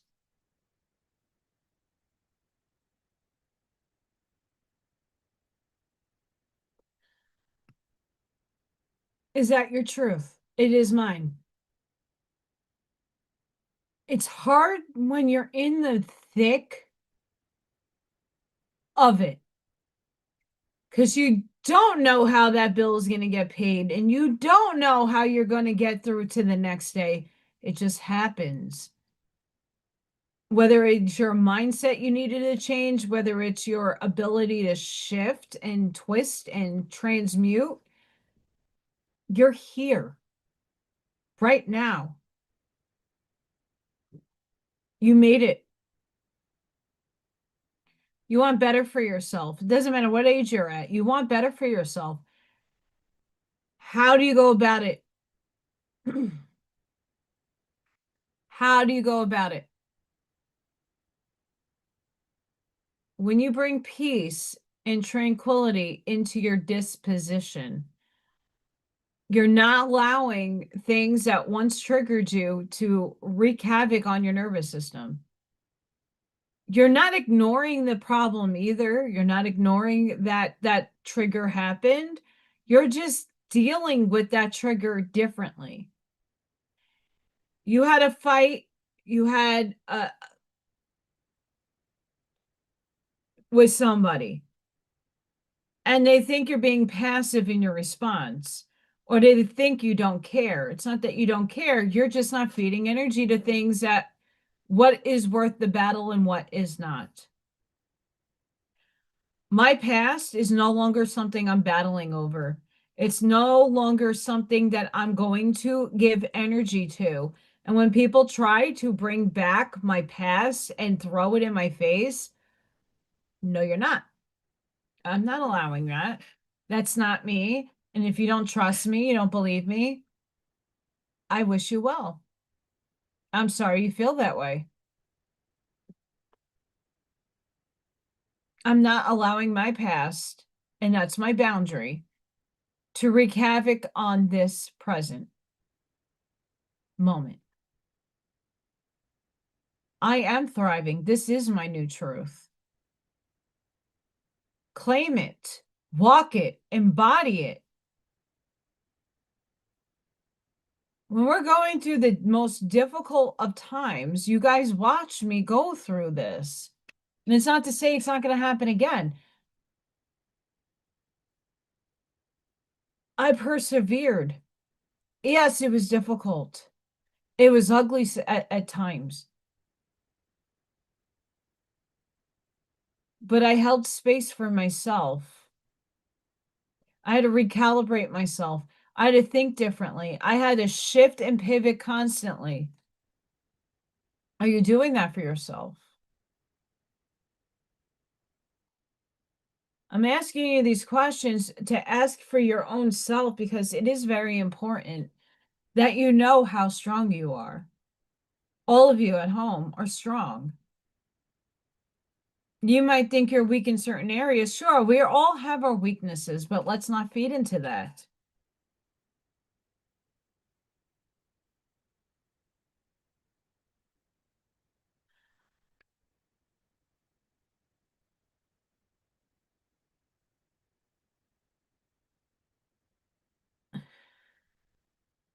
Have a good nap, Scott. Napping is a great thing. I love napping. I hope to utilize that napping in life now. I truly desire. Oh, Ivy, those are cute.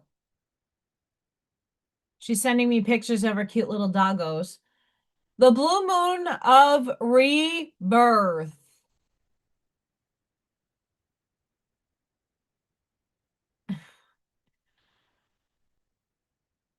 Hi, Eddie.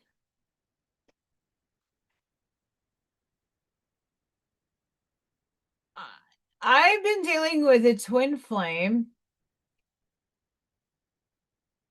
And it's been a really difficult because that individual does not necessarily believe in that paradigm and isn't spiritual. And it's really hard to give somebody guidance when they're like not into the same things you are and they think I'm like I think they really think I'm nuts. And uh I'm 43. My and it's not to say my clock is say I'm fine by myself. I've been by myself for a long time. And I just moved out here 3 years ago and there's a reason I'm here. And I feel that if someone loves you and someone wants to really make a life with you, they are going to do what they can. But I'm done having my past being spewed on this present self that is no longer identifying with that self. And that person just keeps crossing the line. When they think I'm lying and that I'm this horrific individual and they see me so askewed, and I don't know what aspect of them that they're seeing of me, but I don't resonate with it and I'm not going to hold that in my energy. I don't want it. I don't want it. I want nothing to do with it. It's not healthy. And they could perceive me, it's their reality, and they could choose which one they see me in and what light they see me in. I can't go back and keep the past repeating itself and the loop and the record going. It doesn't do me any good because I don't want to stay there. Like I said multiple times, my past is fucked up. I am not proud of that lady back there. Not at all proud of some of the choices I had made in my past. This present self is not associating or identifying with that past self that did some fuck things, that was numb to life, that did not want to live life. That self was careless, destructive, and not mature. And this self wants nothing to do with that past. Even though that past got me to this moment in time, I'm happy that I had those experiences, that I had the kicks in the ass that I did, that I chose to have those experiences to learn from. But that is not defining this person in front of you right now.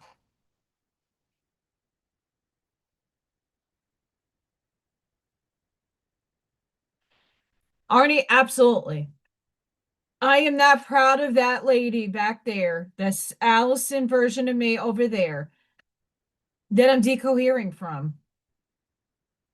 I thank her. She survived some very difficult things,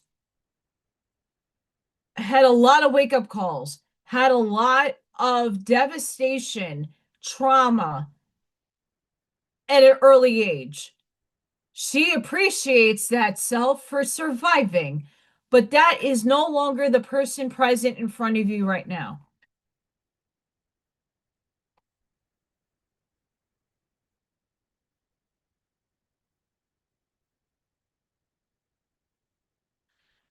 It does, but we chose to be here. And a lot of us chose that this rough mission. A lot of us are walking into our path right now. A lot of us have already started our path, but we're going to walk on it more fully now. This energy is clearing a lot of shit so that we can start. A lot of it. And it's already been happening slowly. If all of us began our mission tomorrow, the full mission, we wouldn't get too far. The world hasn't shifted with us just yet. We do little shifts and little micro mini shifts here and there in our lives and tweaks to get us ready for what is to come.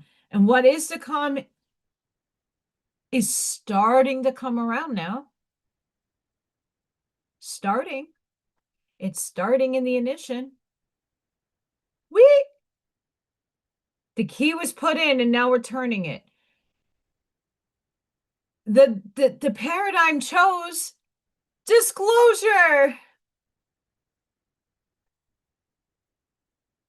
But it's not just for races. It isn't.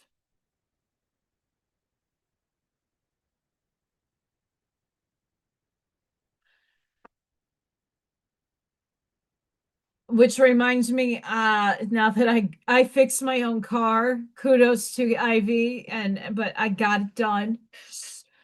I have to get to the store and get my planters back to best. The only planter that is amazing right now is my elderberry tree and my blackberry bush. That's about it. I need to get more berry bushes, little trees, and I need to diversify my garden. My sage is coming up and it's getting beautiful. Sage has been the best thing in my garden. Mint. Amazing. I do better with the herbs than I do with the veggies. That's just me. But yeah.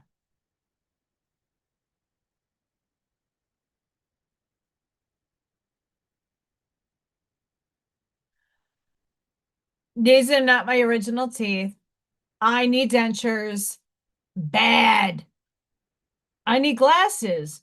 See, but I don't need the little readers that I have, thanks to a certain someone.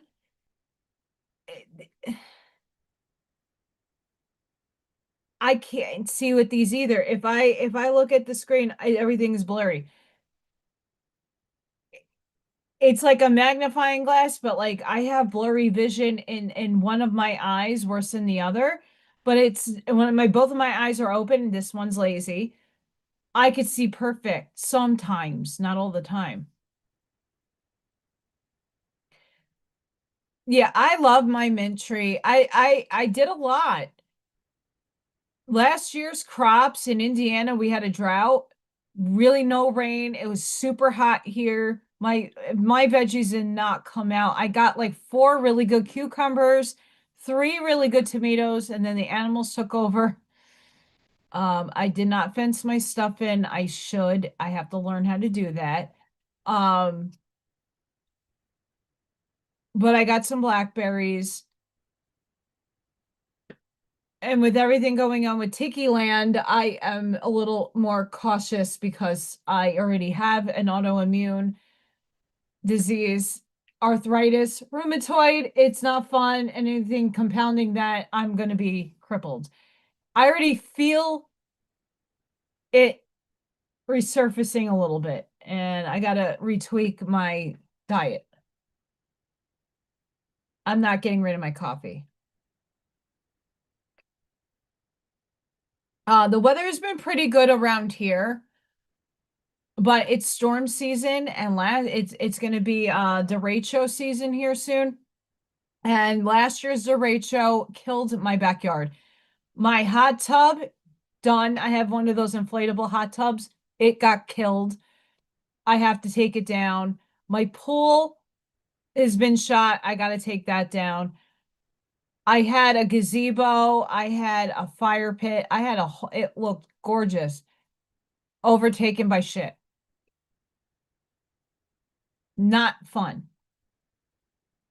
So if I get to spend some time in the yard and get my backyard back to best and maybe the shed built, we'll see. Yikes.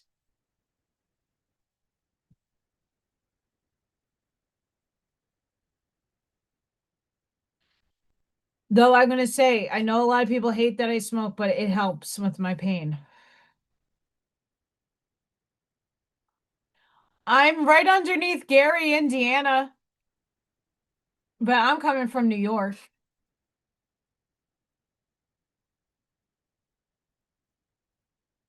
And I don't know if I miss it.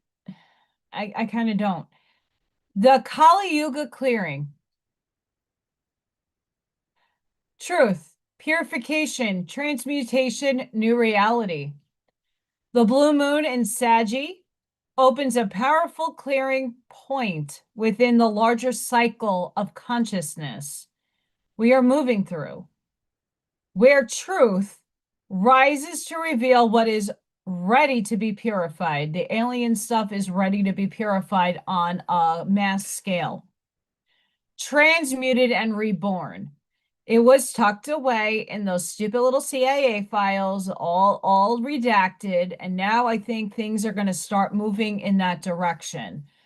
I think a lot of us are ready for the, the little sprinkles of truth we're going to get, and a lot of falsehoods too. Don't think they're hiding. We already know that. The lunation speaks to the old Kali Yuga patterns of separation, ego, control, competition, greed, distraction, spiritual forgetfulness, and disconnection from earth, body, spirit, and one another. What is being exposed now is not here to become the future. It is rising so it can be seen clearly. Named honestly, and cleared from the field. Saggy brings the fire of truth, higher wisdom, sacred law, and spiritual direction, while the Gemini sun shows how thoughts, words, beliefs, stories, media, and repeated messages shape the reality we participate in creating. Let me read that again. And repeated messages shape the reality we participate in creating. Together, they ask you to look at what you have been taught to believe. what patterns you no longer want to feed, and what truth your spirit is ready to live from now. This blue moon is not only about release, it is about transmutation. Pain can become wisdom. Pain can become wisdom because you lived through the experience. Fear can become discernment. You'll no longer fear the crap that everybody was feeding to you, and now you're thinking for yourself and go, wait a second, why did I fear that in the first place? Grief can become compassion. Old survival energy can become sacred strength. As the outer world reveals what has been out of balance, your inner world is being invited to return to right relationship with truth, power, body, earth, community, and spirit. This is a death and rebirth passage for consciousness, asking you to stop feeding the old distortion and begin living as a part of a new reality with clarity, courage, compassion, and integrity.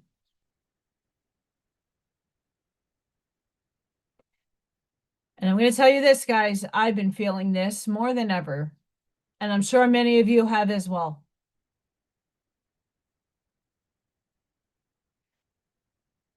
We've been working on this. Many of us that's been watching me and you're doing your own journey, we've been going through these little shifts for years. There's my beautiful degree hanging up on the wall.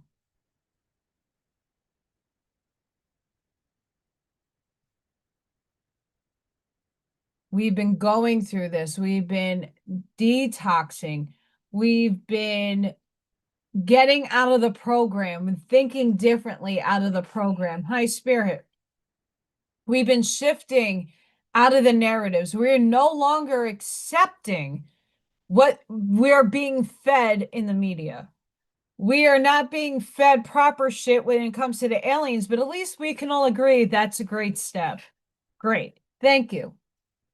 Happy that we're out. But they're lying about a lot of that stuff too. We know the truth. It's within. You know what you know. You just have a knowing. And if you have not the knowing, that's okay. They're giving you some little semblance of what is potentials of truth.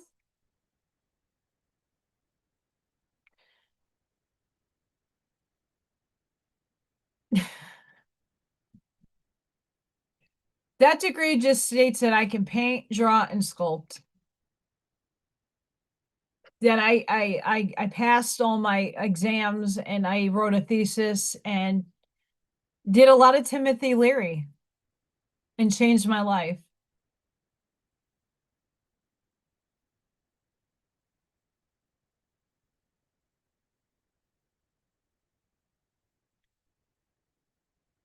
Yeah.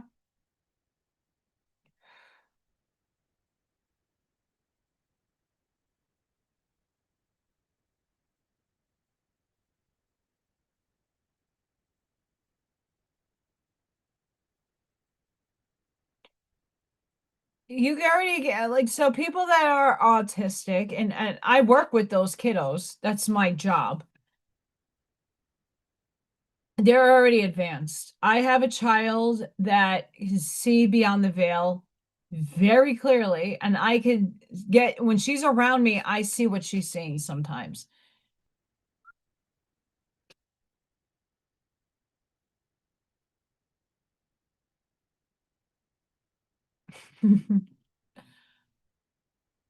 I work with them.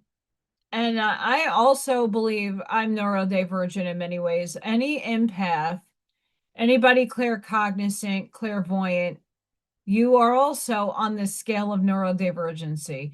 Your nervous system receives more information than a normal person.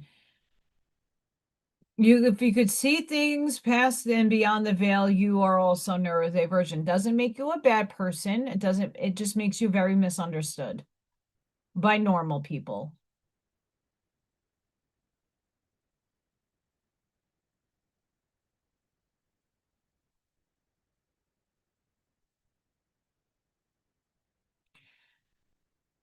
They do, Eddie. And let me tell you what, the angels have kept me safe and hidden for a very long time. I had to do 23andMe and Ancestry to find my birth parents and my birth family. I wanted my damn truth. When my adopted parents took a transcension trip to the other densities, I'm a close adoptee. And I had no fundages to get investigators and private eyes. And I wrote to the state of Georgia a million. I was born in Georgia a ton of times. Nothing came of it. And I went on to Ancestry first because my mom kept telling me I was Jewish. I'm like, no, the fuck I ain't. No, the fuck I really ain't. I'm Irish. And crow's feet and all,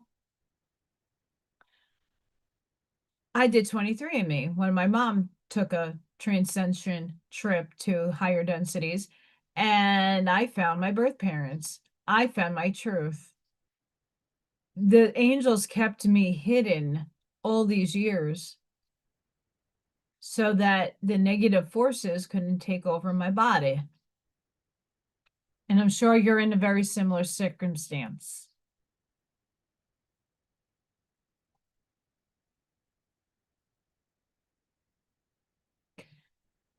Today has opened a powerful weekend, and the final days of this month have now been placed directly into your hands. This week tested your spirit in ways no one else fully saw. Oh, fuck yes. You know the truth of how you moved, how you reacted, how you carried your pain, your discipline, your focus, your silence, and your desires. You know the pages you have been writing inside your life this week. And today is not a day to sleep on yourself. Today is the pump before the peak.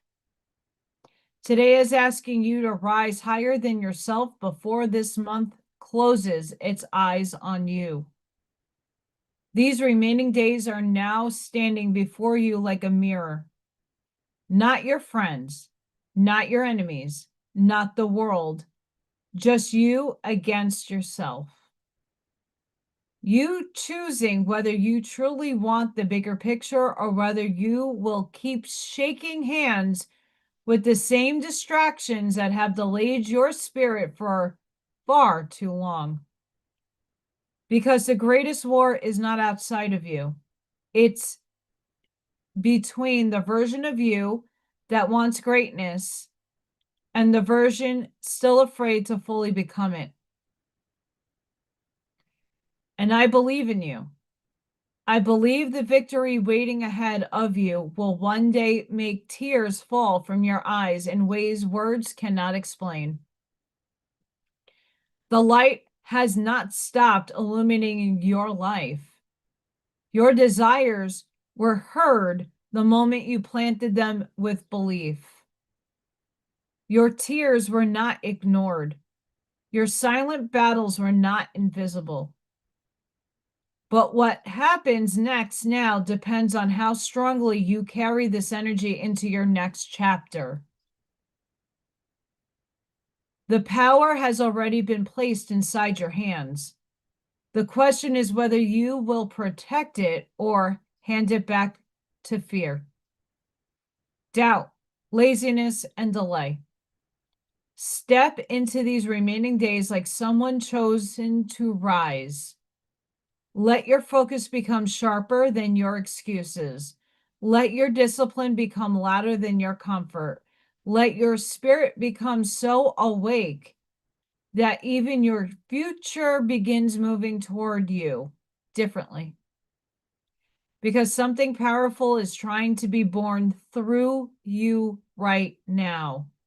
And this weekend may become the very bridge between the life you survived and the life you were truly meant to live. Are you ready?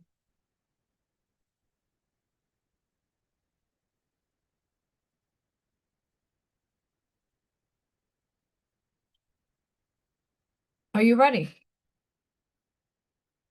Why I don't like to talk about what's going on in my private life, but it stands to differ that I am not allowing the past to be thrown up into my face constantly for misconceptions. I am not allowing the version of myself that people remember from me in high school to be the version of me that shows up in the next chapter of my book. Thank you for getting me to this point. I appreciate you, lower self. Stay over there. We love you, but from a distance, because this is not the person I am today.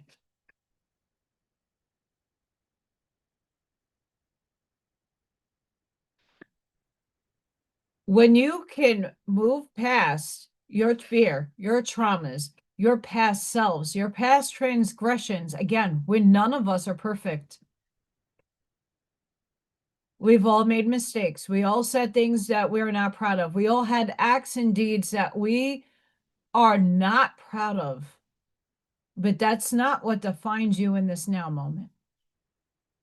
How you're stepping into the new life, your new reality, whatever you're trying to create, even if you don't know what that is yet, changing your perception is the first step.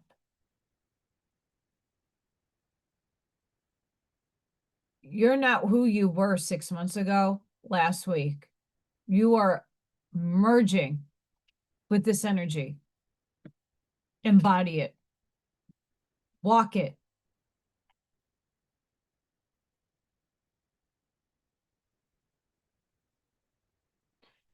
Because your future self is pulling you forward.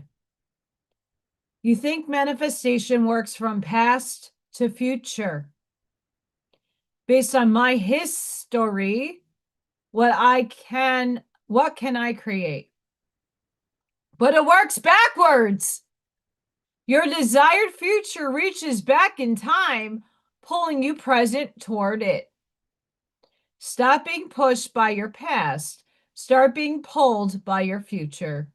Embody the frequency of who you're becoming and let that future self guide you from ahead. Time moves both ways. Sit with that. And in the quantum erasure experiment and time folding down on itself,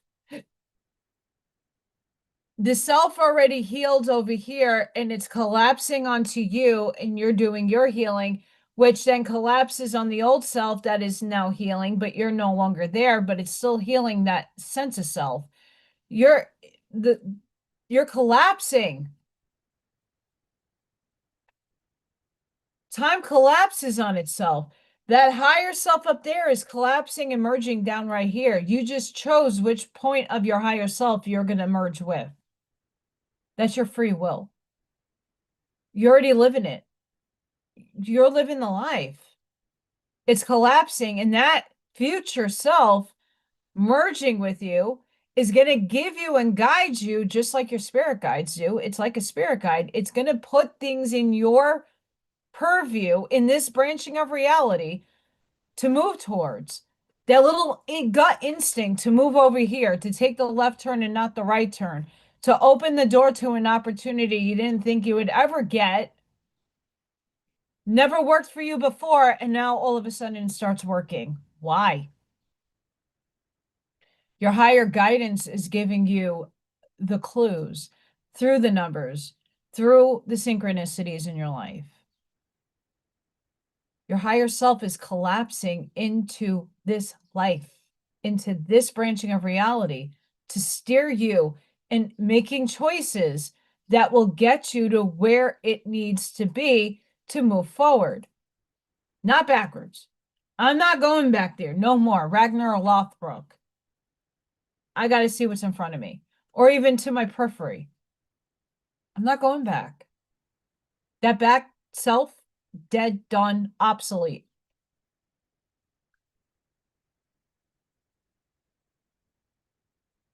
Obsolete.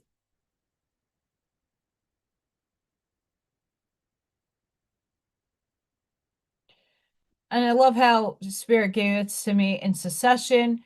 You are not the same person who started this year. No, I definitely ain't. Something has been quietly reshaping you. The hard conversations, the silent decisions, the movements you chose yourself when no one, the moment, sorry, you chose yourself when no one was watching. That is not nothing. That is everything. Who you are becoming is already worth being proud of.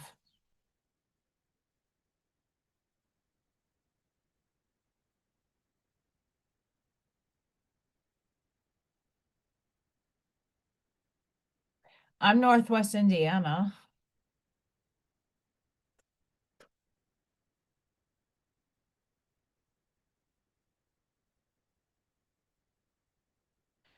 For now,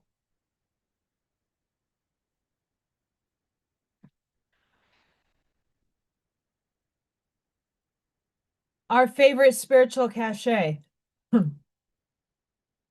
For so long, security was something you searched for outside yourself.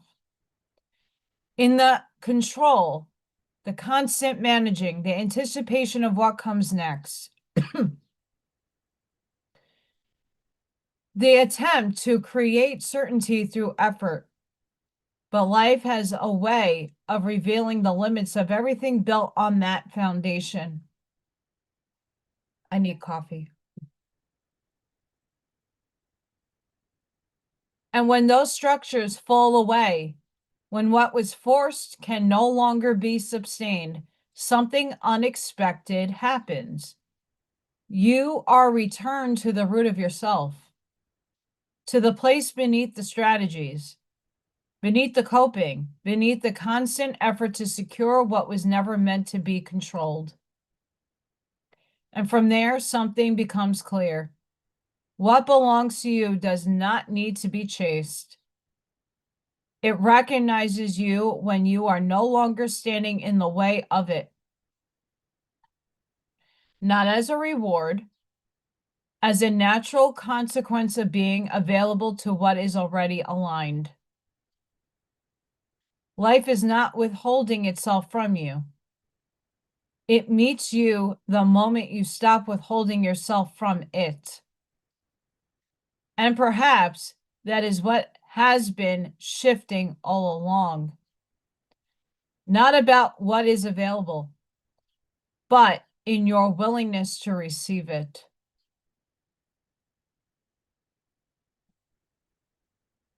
Are you receiving?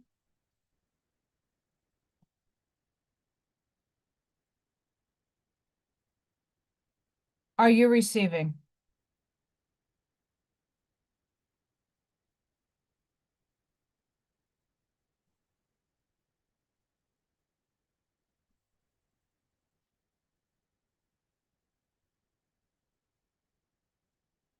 For the channel members,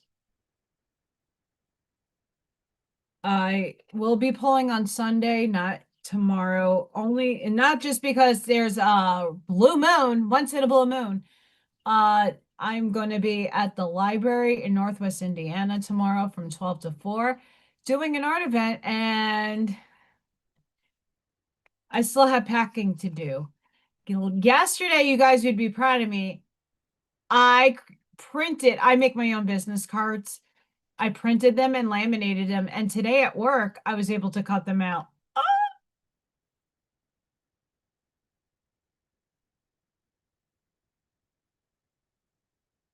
Busy, busy bee I was today, besides closing and shutting my room down for the summer.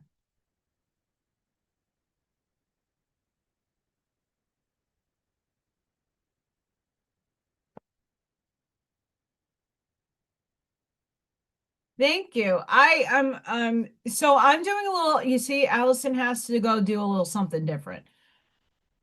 I'm doing more of my artwork, like my signs, some of my paintings, and not so much my epoxy work. I'm going to have examples of it.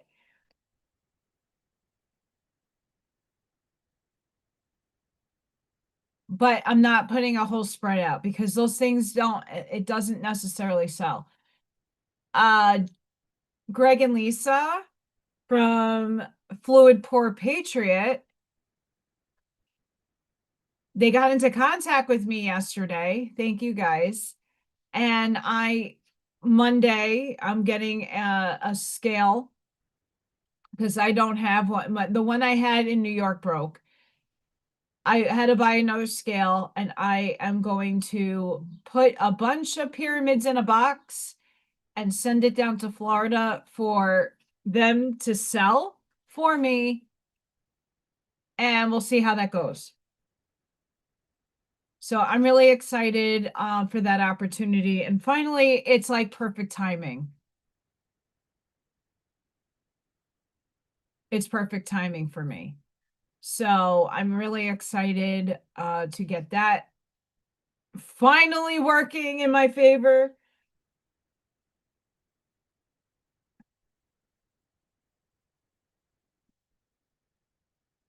My eye is switching for a reason.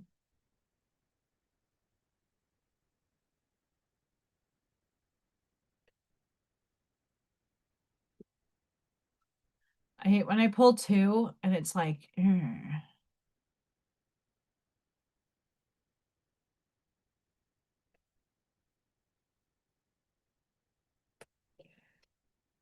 So I have when I did the healing market, I printed up a lot of what I do.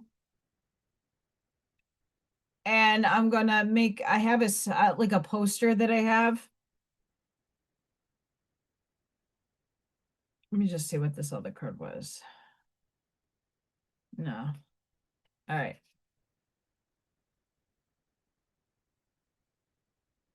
So if anybody, it's a very short show.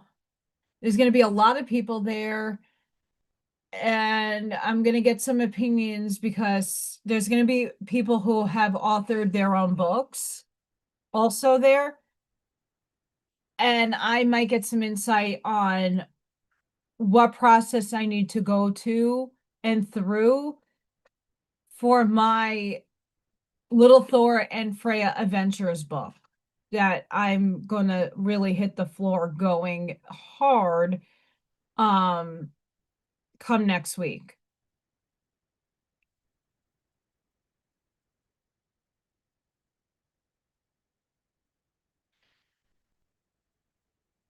So I'm gonna have more of my signs, my paintings. I'm gonna have examples of the pyramids, but I'm not bringing the whole shebang.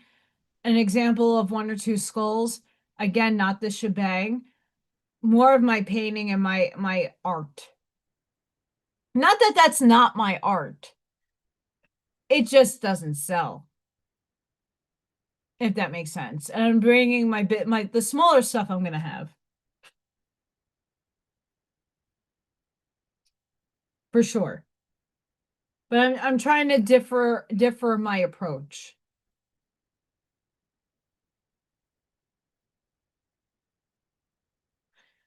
Well, see, Ashmaya, and I'm glad you brought that up.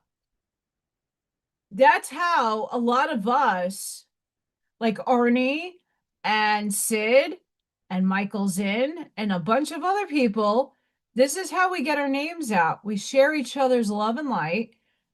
We go out in physical land and put ourselves out there, and you never know who you're going to encounter during those periods of vending or just putting yourself out there, that someone watches you and gives you an opportunity. You never know.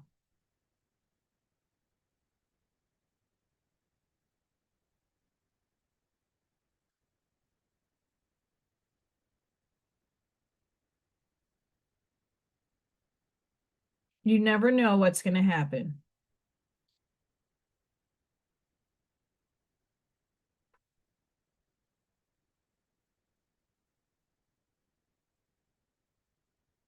Exactly. And that's what I think all of us are doing in our own unique ways. And I honestly feel that in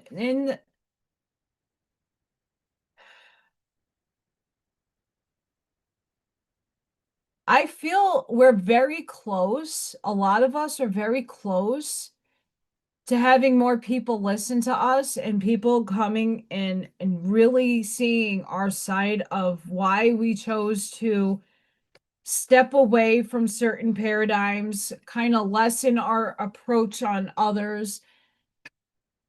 I think more people are seeing the real deal people, the authentic people. And we're going to start unity in a pureness with clarity.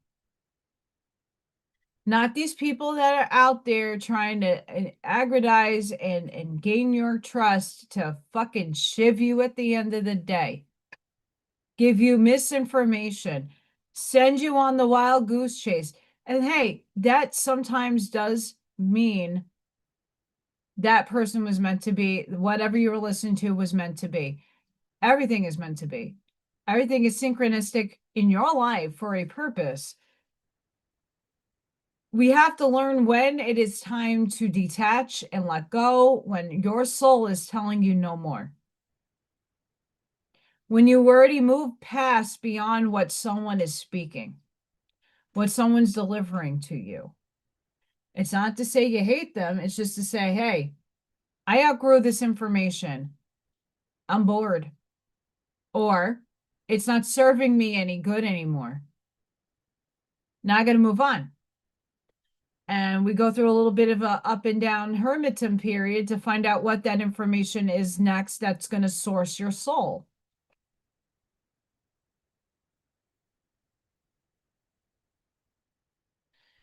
Oh, I mean, when I'm at the healing events, I love the people that I meet. When I'm sitting in the gym at some of the schools around here doing vending events, I love seeing and meeting the kids and the people passing by my table curious, asking me like, how did you make that? And I'm not secreting my craft. I'll tell you, you're going to probably go out and do your own version of it. That's awesome. Don't copy me. Make your own. Had a whole conversation with the librarian today about that. Too many people are copying, not being authentic.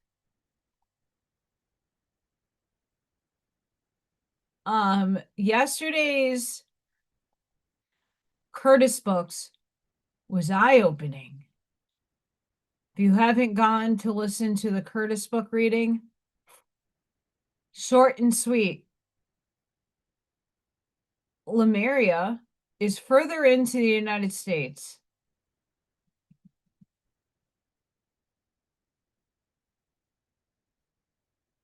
Wyoming.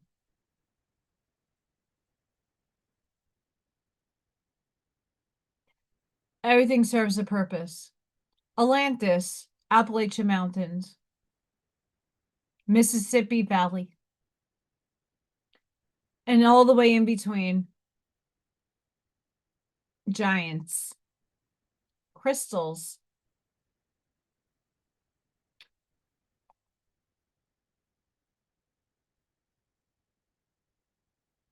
the keys of Enoch.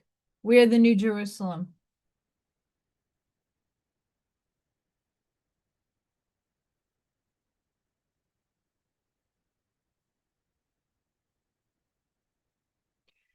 Yeah, I mean, and that's the thing. I gotta take these earrings out for a little. Woo! That's what happens when you have gauged earrings. My holes are gauged. They tug down and they hurt. I don't know many people out here. I'm glad I got to meet Ivy and Mr. Patrick and the people that I, work with. Amazing people. There are a lot of amazing people that live out here. I know there's more. And I'm going to find them.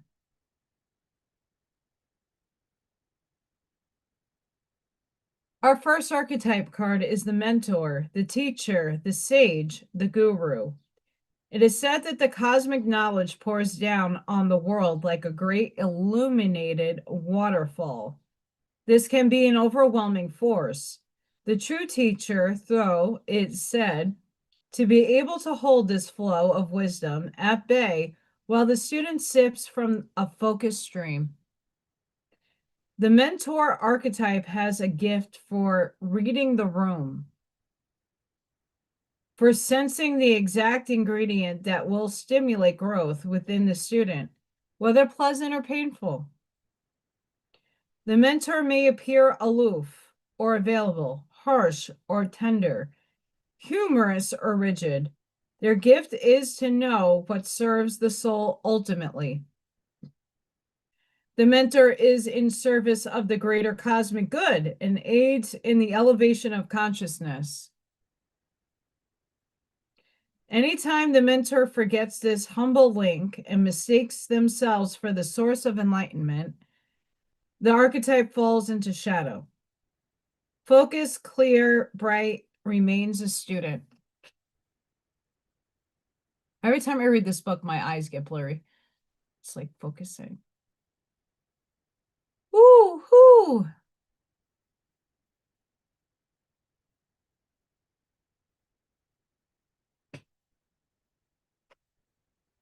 Mr. Alley. I think a lot of us encompass this energy right now. And together, in our unique facets and ways, we can help shape the future.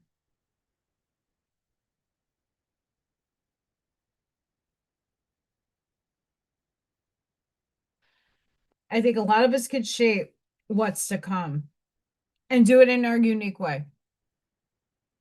Guide people, but still be the student. I'm still the student. I still learn every day. I don't want to be a guru. I don't want to be an authoritative figure. I want to be somebody that helps other people navigate their lives and better it. We have the lover, the heart, the beloved, the devoted. Pulsing through the heart of the lover is gratitude. The lover appreciates and experiences the world through the senses, revealing in beauty, song, art, music, sense, and sensuality. This energy awakens at the tip of our tongue when we taste the sweetness of honey, kiss a lover, or speak gentle words to a child.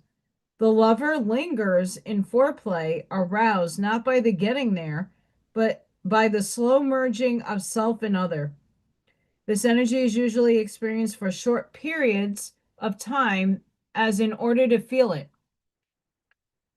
we must be fully present and awake with no expectations or rules about what should be. Rather, the lover is in awe of what the world presents, revealing in the glorious details, grateful to savor every last drop of life's offerings.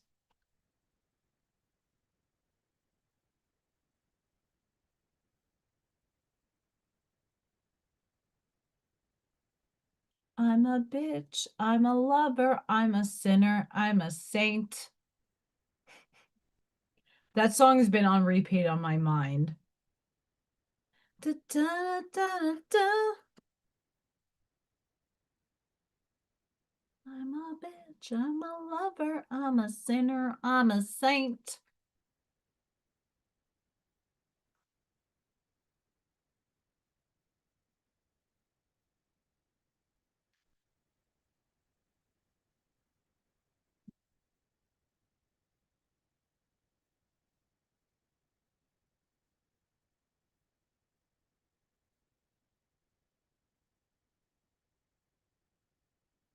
Jeez Louise. I was just checking my phone's YouTube. I'm glitchies. So we go from the mentor, which a lot of us are encompassing that energy, being the student, but also being a guide for others, but not a guru. I want you to go with in self, to know what's true for you. What's true for me is not true for you. And that's what makes us beautiful, unique creatures of this divine reality we live. Stop following the dictates of others and follow your own. Most of us are guides to help other people through circumstances, situations, and unifying together to shift the bitch. But we're going to do that in our own unique way. There's room for the whole entire 8 billion of us to come together and to Captain Planet the bitch out. We can do it. We can. The forest, where the Yeti, the Bigfoot, Locky, Nessie, Locky, Nessie live.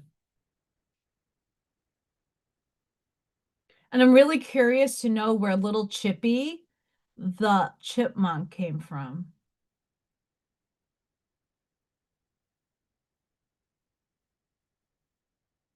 Did you guys, I mean, some of you already saw, but I have a chipmunk. I have a new friend on my deck. And Freya was going crazy. Like, not in a bad way. Like, she can't stand the birds. Oh.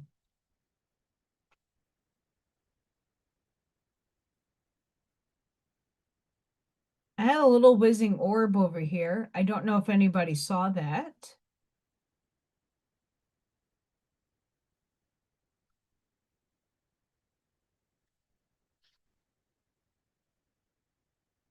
It was clear as day in my sight. The woods, the thicket, the jungle. Consider for a moment your earliest memory of the forest. It's likely it included all the mythic dynamics of the archetypical space. A little fear, a little enchantment, perhaps losing your way, perhaps discovering a secret mystical treasure. Such is the magic of the forest. It requires first that you enter it, and then that you get lost within it. You may think there is a path to lead you straight through, but soon enough you'll be on what is known as the pathless path. There are tricksters here, dense foliage and entanglement. But equally present are the glimmers of fairy light and friends among the trees. You're on an adventure now, and there's no turning back. So embrace the dim light and the moving shadows, whether literal or imaginal.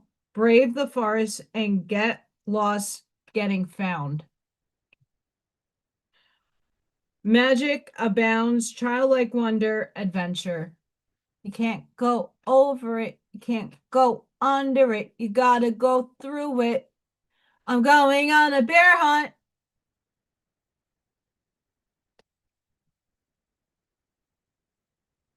Spirit confirms we're going through it now.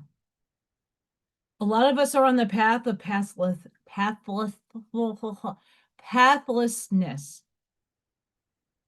We don't know where the fuck to go. You got your machete. You got your 9mm. You got your 5. You got your 308. You got some firepower. And you're just walking through the jungle. You're walking through the forest. And you're seeing little mystical creatures. You're seeing the little Orbeez. You're seeing the little aliens. But you also got your little fuckers. Your gremlins. Your little nagging bugs. And the path less traveled is the path that most of us are on. The path that we have to carve and create and forge for our own selves. And hopefully more people start clearing the brush and the sage bush, yesterday's Curtis book. You're clearing it away for your own self to create a path. And hopefully more people start coming onto the path that you have created. Not because you want people following you, because you want to empower people to follow their own sense of direction, your intuition. You're asking people, hey, if I can do this path that I have to forge for myself, you could do it too. It's the path uncharted, and a lot of us are on that path with our machetes, with our firepower, whizzing through. You're going to be greeted by all kinds of things. Discernment.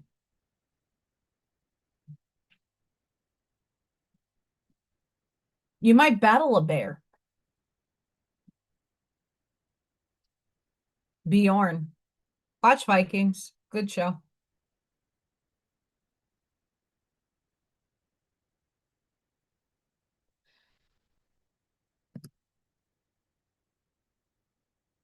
Walk your path. There's so many people that follow the 9 to 5, what mommy and daddy told them to do. This is social norm structure. Get married, have kids, get the job, get the career, get the savings, get the this, and da, da, da, da, da, da, da. What happens if you live an unconventional life? And what your life looks like is unlike anybody else's. Dare to be different. I think it's hard for a lot of us to think that way unless you're living it. This is the energy that is asking us to step forward now. Not because it's comfortable, not because it's easy, because we're meant to be here to show a different way. That us too can be successful unconventionally. For us to create our dreams and manifest it and bring it into this branching of reality. We're collapsing the wave function of a better life, but it's done unconventionally. It's done in the thick of a forest that you are creating the path. It's not there. There's no little pathway the deer's made for you. You got to take a study and break the shit down. You got to do it. No one else.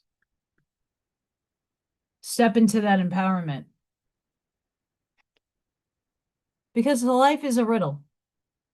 The puzzle, the question, the mystery.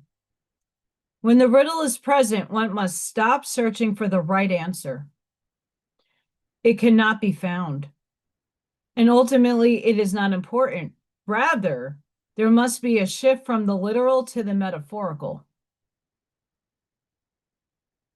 From logic to myth. You are thinking too small and literally about the situation. The riddle card appears when the energy is deep and mysterious. Like the elusive wisdom in Zen Koan. Focusing harder won't do it. Neither will increased effort. Time, surrender, and humor are your only allies. What feels like the most pressing dilemma won't reveal its deeper wisdom for a long time. Eventually, you'll learn a profound lesson from the riddle. For now, get comfortable with the limitations of your intellect and the reality of not knowing. It may, in fact, be the only reality there is. A great awakening or an aha moment.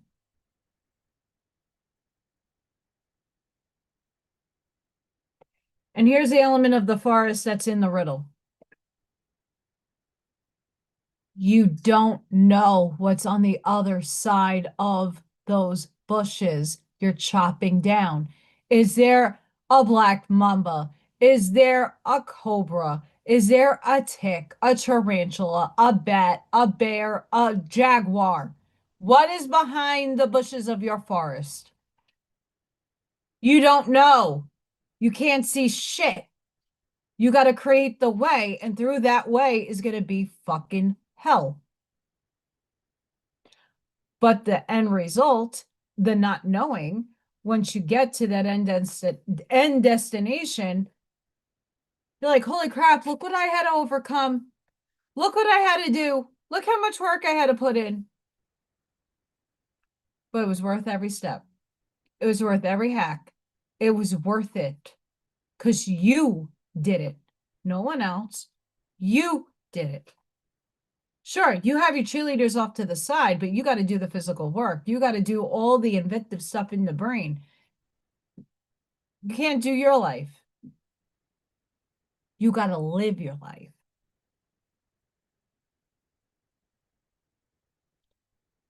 Hi, Francis John Lewis. A fluffy buddy. I have a fluffy Chippy the chipmunk and a fluffy Freya. Freya has been super cute. Look at Chippy the chipmunk on my deck. I didn't get a whole song about Chippy or a video because Chippy was really fucking fast. But we got Chippy the chipmunk. How exciting is that? We have baby P the possum with all the little babies in her poochies. We have little Thor. Look at his eye. The poor baby. I had Bun Bun the bunny in my backyard. He disappeared though. I don't know what happened to Bun Bun.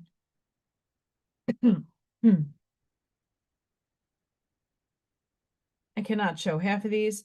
And then I have Freya the cat. Miss Sassy Tail herself. It's okay. You could talk as much shit as you would like.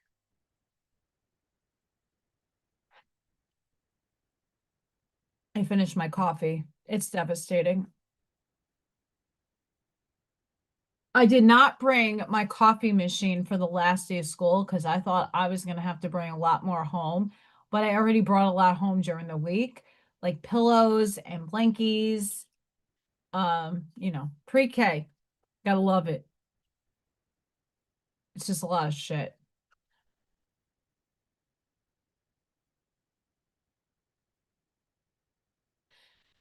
I didn't wear my wolf earrings today. I should have.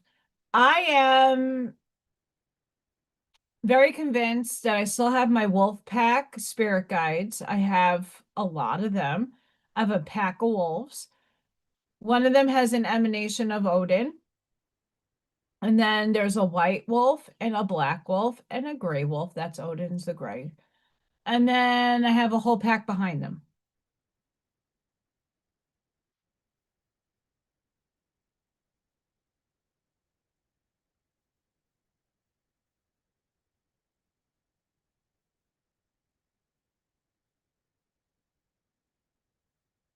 I'm seeing what Spirit wants me to pull next.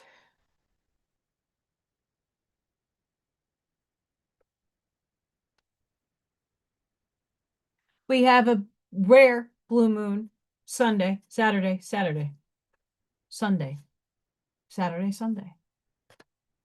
You're all in different points of the world. What's up? Let's see what we got coming in.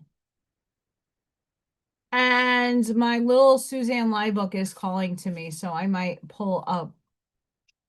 I might pull a section from there. We'll see.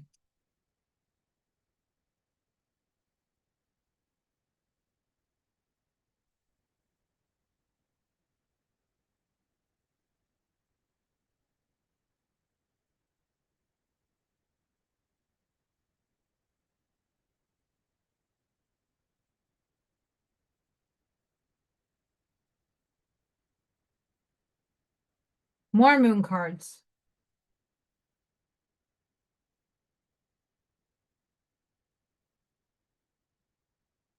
I'm really sad, guys. I gotta go on a bear hunt. I need to find the Foundry candles, the rosemary candle. Holy crap, that thing smells amazing. I need more of it in my life, and I have not found them in the stores. A little upset about that. that one fell out. We'll take you.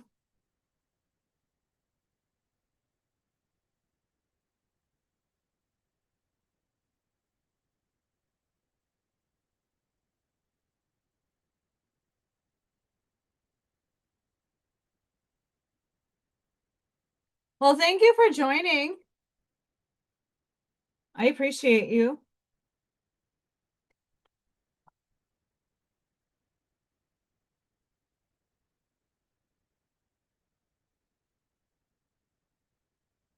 Okie dokie. Here we go. The energy is gaining momentum, waxing moon.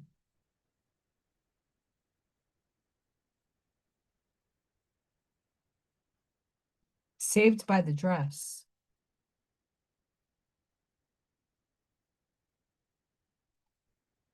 The energy is gaining momentum. So right now we're going to be headed to a blue moon. That energy is going batshit. This human resonance has been batshit. So, ground. Meditate and contemplate. New moon in Pisces.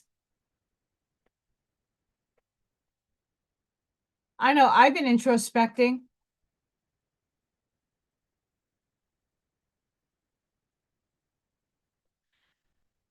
Confidence is your key to success. New moon in Leo.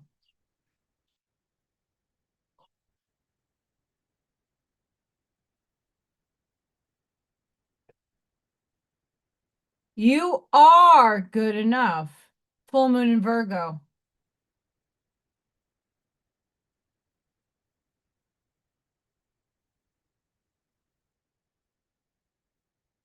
New moon in Scorpio. Go deeper.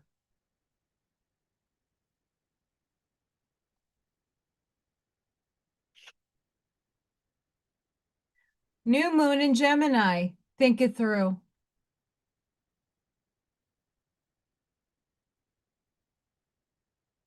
So for me, all this energy that's going to start moving after this full moon, it's going to move. I really got to plot and plan the next moves. I have to think. I have to introspect. I have to meditate and relax. I don't do enough of that.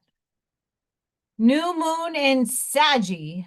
I call Sagittarius's. It's just a little bit long. Saggies. Focus on the positive. Yeah, because we all keep focusing on the cans, the negative shit. Oh my God, what's going on in the world?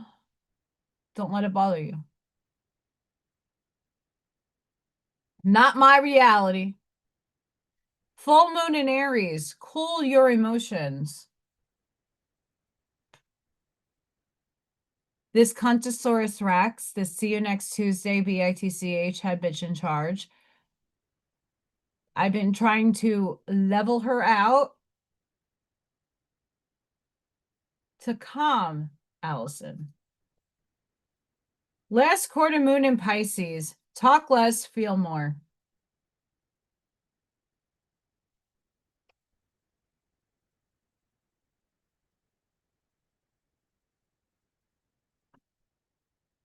Chicken! Buck buck! Chicken chicken.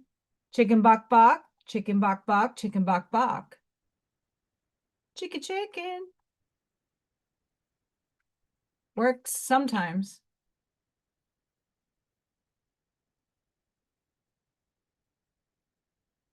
I have my machine on. Get my tissues out of the way. We're at a 174 hertz. It helps with pain. Because pain sucks.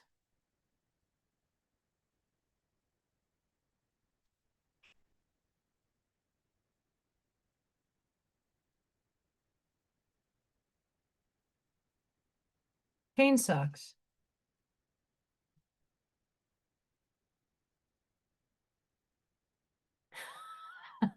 Did it? Hi, Paula. Chicken wakes everybody up. I just don't want to give anybody a heart attack. So sorry if you got a heart attack. I'm not trying to do that, but it shifts my camera. I have spirit that likes to play with my camera. And that's not cool.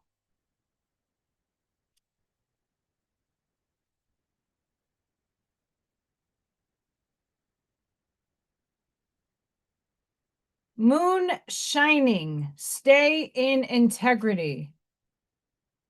You know your path. You know what you want to walk. You know that you're going through the forest. You are carving your own path. You're doing the path less traveled. You don't know what's on the other side, but stay in your integrity. Stay in your authentic self. Because you're going on a bear hunt.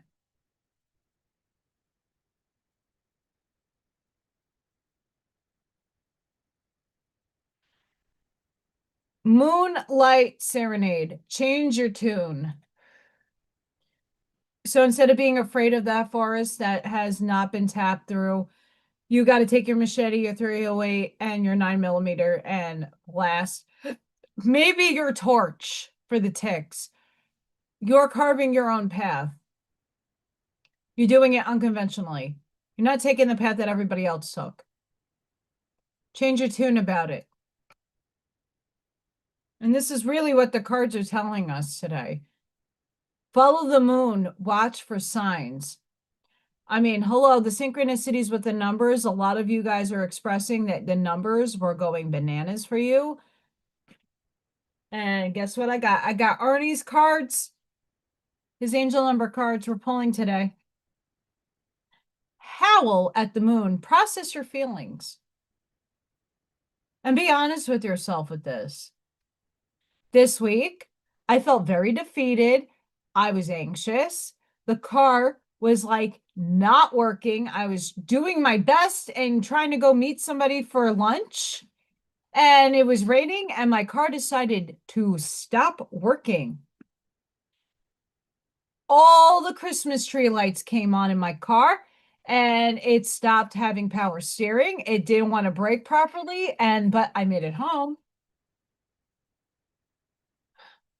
And then I have to walk to work again. And then, how do I transmute this thinking that it's going to be like this for a month? And we're not repeating the past. Boundary. Oh, hi, Ivy. And her friend. I got to fix the car. And it wasn't as hard as I thought or expensive. Moon cycles, patience. All I needed was patience. Patience, Amazon delivery, and car is working for now. It's not going to be a forever thing. But I get to go do my show tomorrow, my vending event, my opportunity. I get to do that.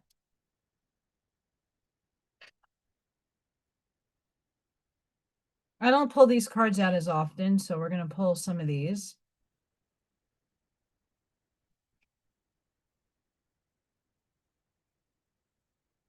I'm also going to start looking into selling some of my clothes and stuff that doesn't fit me any longer. I don't know if you heard that. People's exhausts. Hi, I have not dropped my balls yet, and I have to be super manly.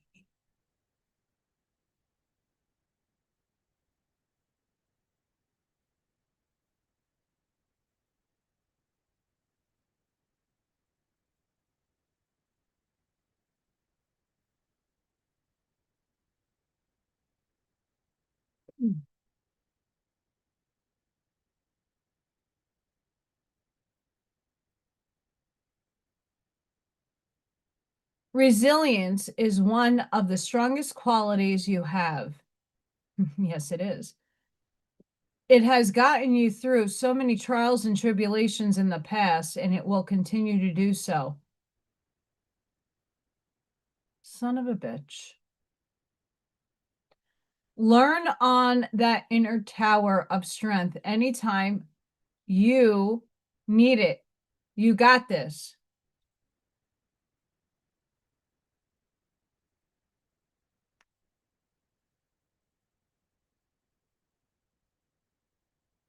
Hang on, guys. My YouTube just went.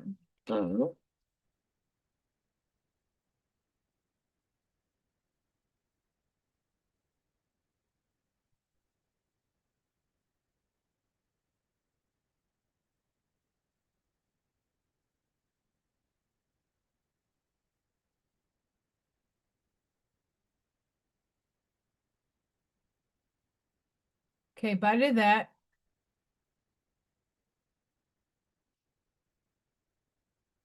Sorry, guys, I had to restart my chat.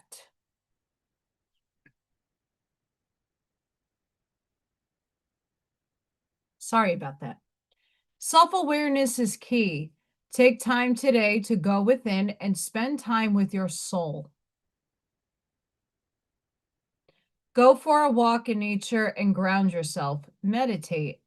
Listen to your favorite music, whatever you enjoy most. Do that today.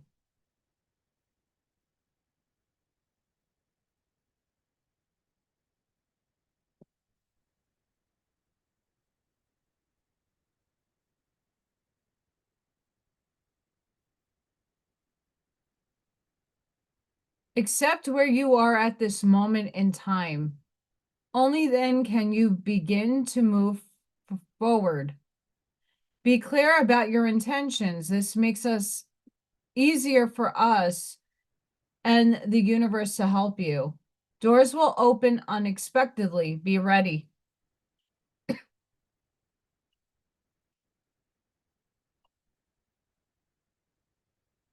If it is meant to be, it will be.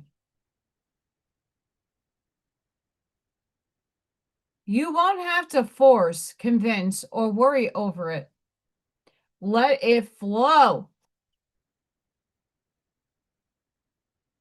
Let it be, and let it come to you. You are attracting everything you need. Trust the timing of your life. Because everything's better. It's batshit crazy. Batty crap.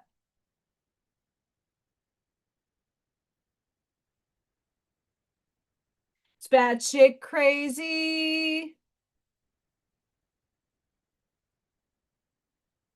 What am I going to do when I don't hear jingles every day?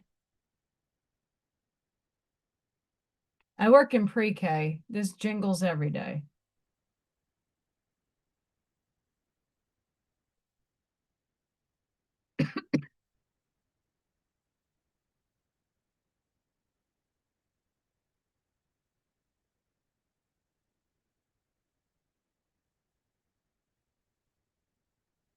Big dick. Cold chamber. Big dick. It's big truck. Good song.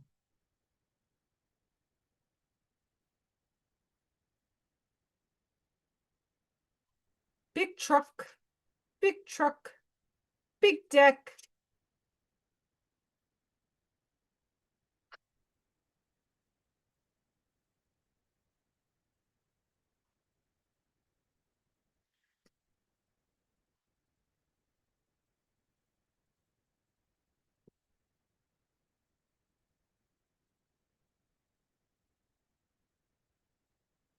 And we get a repeat of last week.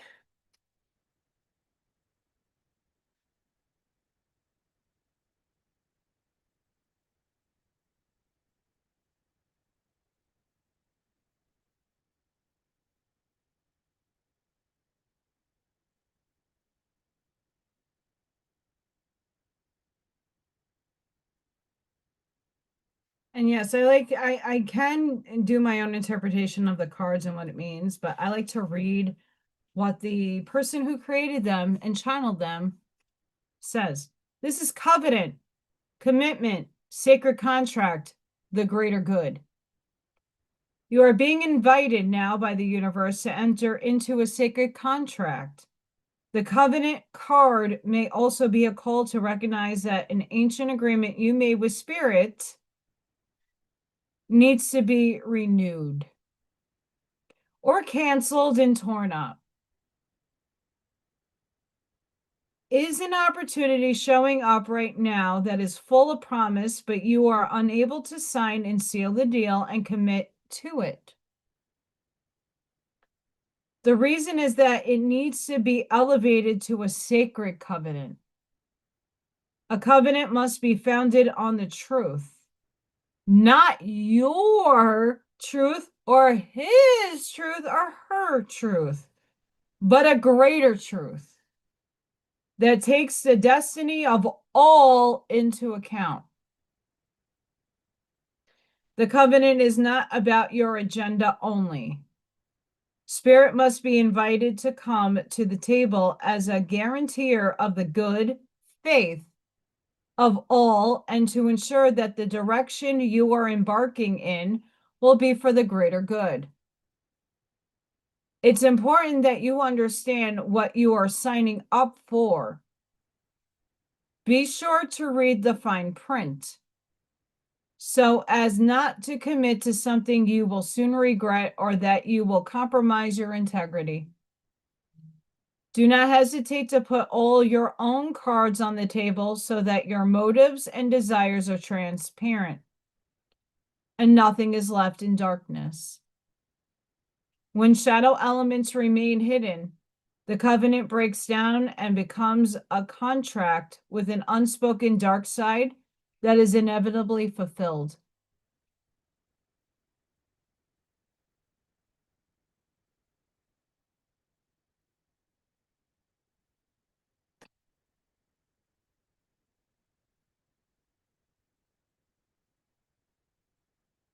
You can't go over it. You gotta go under it. I'm going on a bear hunt.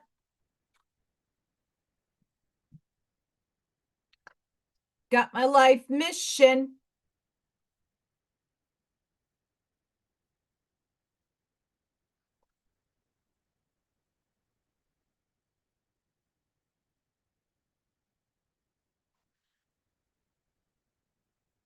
Hi, Ivy. I know that you're a little on the late side, but yes, Patrick is my pizza delivery guy. He's a beautiful soul. He got me candles and paintbrushes and pizza hookup. Dust Devil. Embrace the chaos. Trust in the process. Moving out of stagnation. Blue moon. Once in a blue moon. The presence of the Dust Devil comes and causes a ruckus. Some people are afraid of his chaotic nature, believing that he comes to intentionally stir things up. The truth is, you cannot expect this dream ally to behave, to bring niceness, to be clean.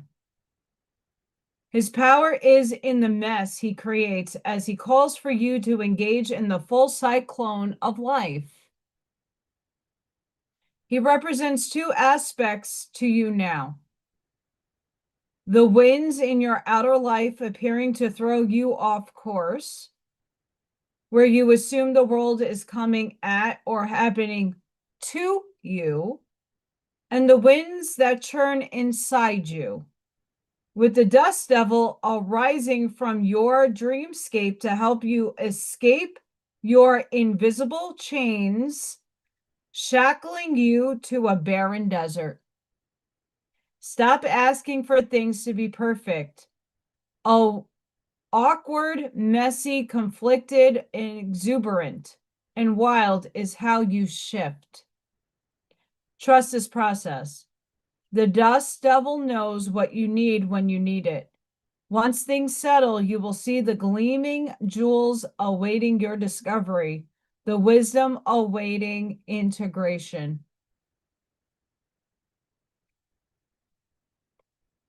What's being churned up in your outside world? What's churning up in your inside world? What's going on with you? We're moving out of stagnation. So shit that's been on pause, things that are kind of like, yeah, I don't know, are soon going to be lifted out of your dreamscape. You're going to be moving soon.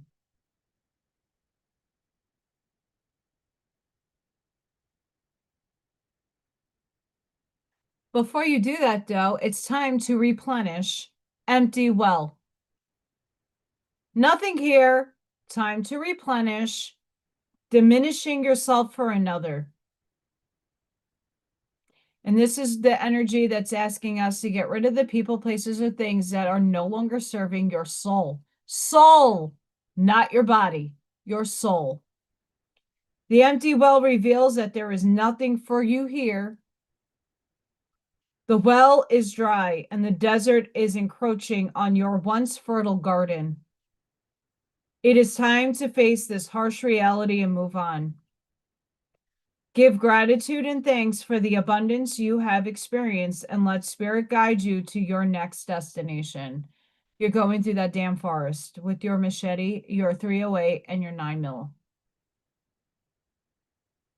With not knowing what direction you're going in, you're just moving. No compass, nothing. You're just going through it. Let spirit guide you to the next destination. This might mean saying goodbye to someone or something, or insisting on changing the rules of the game. Stop diminishing yourself for the sake of another. Making yourself small will not produce the results you want. There is a lack of reciprocity of give and take. The empty well tells you that it is time to reclaim what is yours and return what does not belong to you. The shadows cast in your direction is not of your making.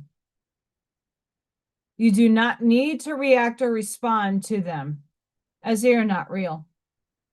Simply shine your light upon them and see how it dispels them. These shadows are projections that you are confusing for reality. You may have been You may have been offered a shovel to help you dig yourself out of an uncomfortable situation, a bucket to drink from the well, but you cannot dig yourself out of this hole. And remember, there is no water to be found in that well. Receive the empty well as a gift. Do not exert your energy and waste your resources by repairing the walls or mending the rope. Following the watercourse way, the aquifers that run deep in the earth, and you will be led to a new spring oasis. You can find these underground streams, these rich natural resources, in the subterranean depths of your own heart.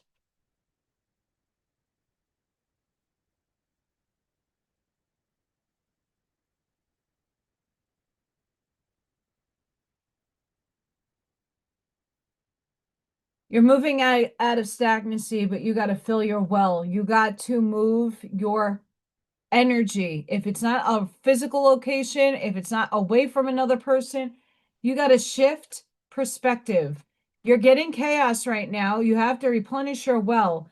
You have a covenant to yourself and others to rewrite or to release and rip the fuck up. By Felicia. You're writing a covenant. You're going through the chaos of shit. You have to replenish.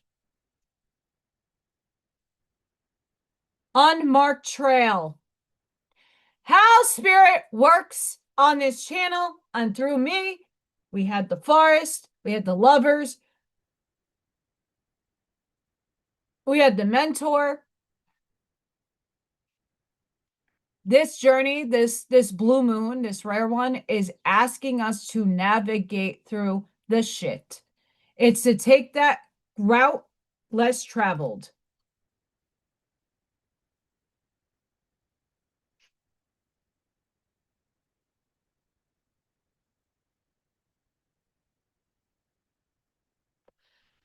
Needed that. Unmarked trail, revelation. discovery, unprecedented experience. You are called now to embark on a sacred journey. The Arthurian knights, in their quest for the Holy Grail, had to make sure to take an unmarked trail that no one had ever followed, or they would not accomplish their goal. Likewise, you must enter the darkest forest. See? Spirit is being funny. Ha ha, funny. Of your soul via a route as yet unidentified to find what you seek. The manicured paths will bring you only temporary pleasure and later greater pain. Stop it. It's in the book. You already know there is no reward at the end of the road you are following. You are only killing time. Pause, breathe, and commit in your heart to a sacred endeavor. Vow to not look for old solutions that may have worked with your past challenges. Get out of character, try the outrageous, and keep your quest private. Now is not the time to speak of the voice that called you to embark on the unmarked trail. That time will come. The unmarked trail can be a sign that you have already made a choice, even if you do not want to acknowledge it. Be at peace with what your heart knows to be true. Your heart has already been made up, and your mind will follow. Pack lightly, taking with you only essential beliefs that you know to be trustworthy under all circumstances. The universe has your back.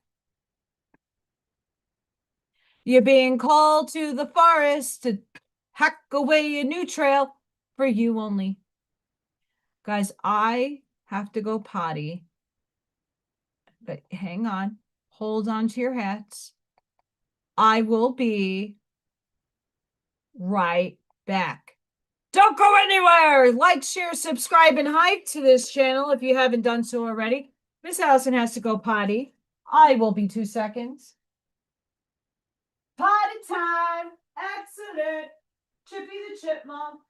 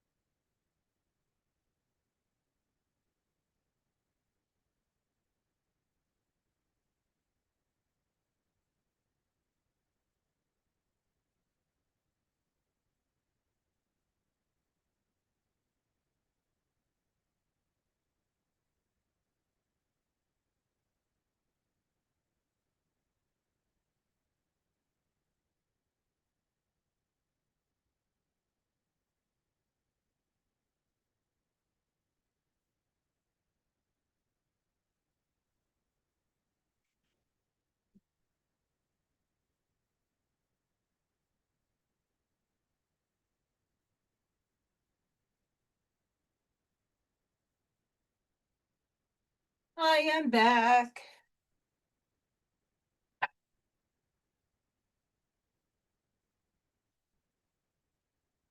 I am back. Hi, everybody. Hi. I am back. Sorry about that. Had to potty. Can't contain it sometimes.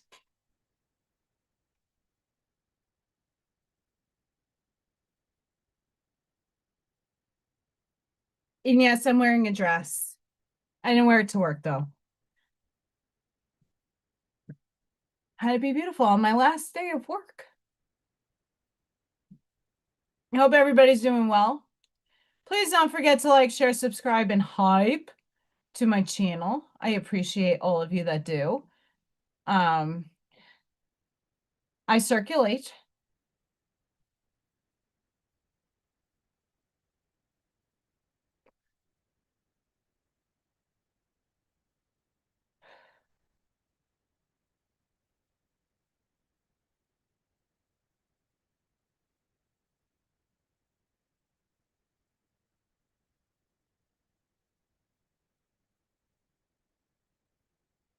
I'm just looking to see if there's anything I got to share with all of you.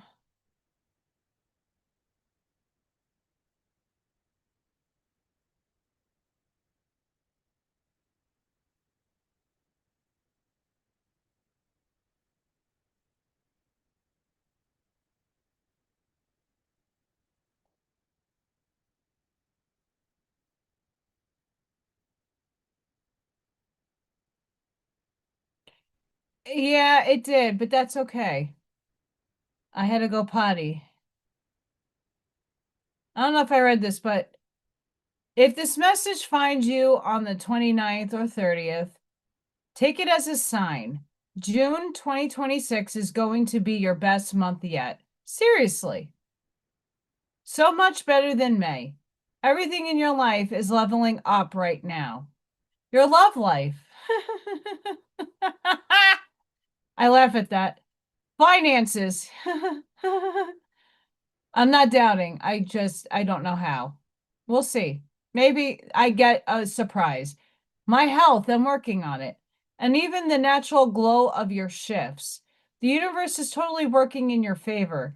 Don't miss out on these good vibes. Interact with us 4 times to claim the blessing coming your way. Share it with a friend. Spread the blessings. Karma is real. And make sure you're following us.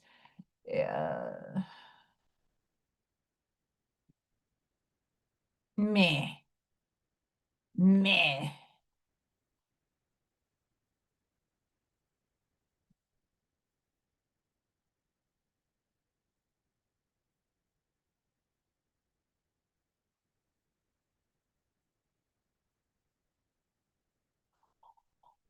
Oh, the babies. I can't look at kittens. I'm going to want them all. Scott already does that on his channel. If anybody is interested in looking at cute little freaking kittens, go check out Scott's YouTube channel. It will be in the description after this live is over. The universe is preparing to reveal a beautiful new chapter in your story. Your steady heart and persistence mattered more than you know. It's time for things to shift in your favor. Get ready to be amazed by the magic that is about to unfold. The universe is saying to you today, how you see yourself shapes everything around you. Upgrade your self-concept and watch your world transform. Get ready to step into a version of you that expects the best. You are not who you were. You are who you decide to become. Identity is the foundation of your reality. Yes.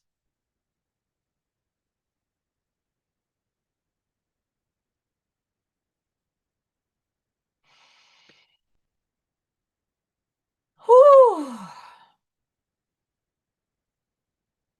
Sorry, guys. I am a little on the tired side. Blue moon, blue, full moon, blue, blue, blue. The blue moon in Saggy arrives on May 31st, carrying energy of expansion, truth, and higher vision. Sagittarius, the seeker and the wanderer, invites you to look beyond the limits, trust the journey, and live in alignment with your soul's calling. This powerful lunation opens the door to new possibilities, spiritual growth, and inner freedom. It's a time to release all beliefs that no longer serve your evolution and embrace a more expansive mindset. Let this blue moon inspire you to dream bigger, speak your truth, and step boldly into your next adventure. Yes.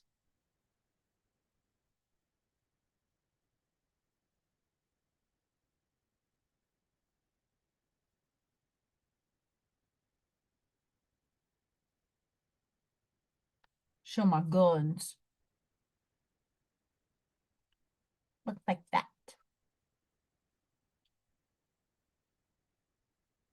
This first.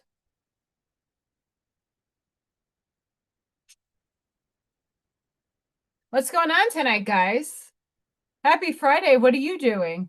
Are you sipping on anything good?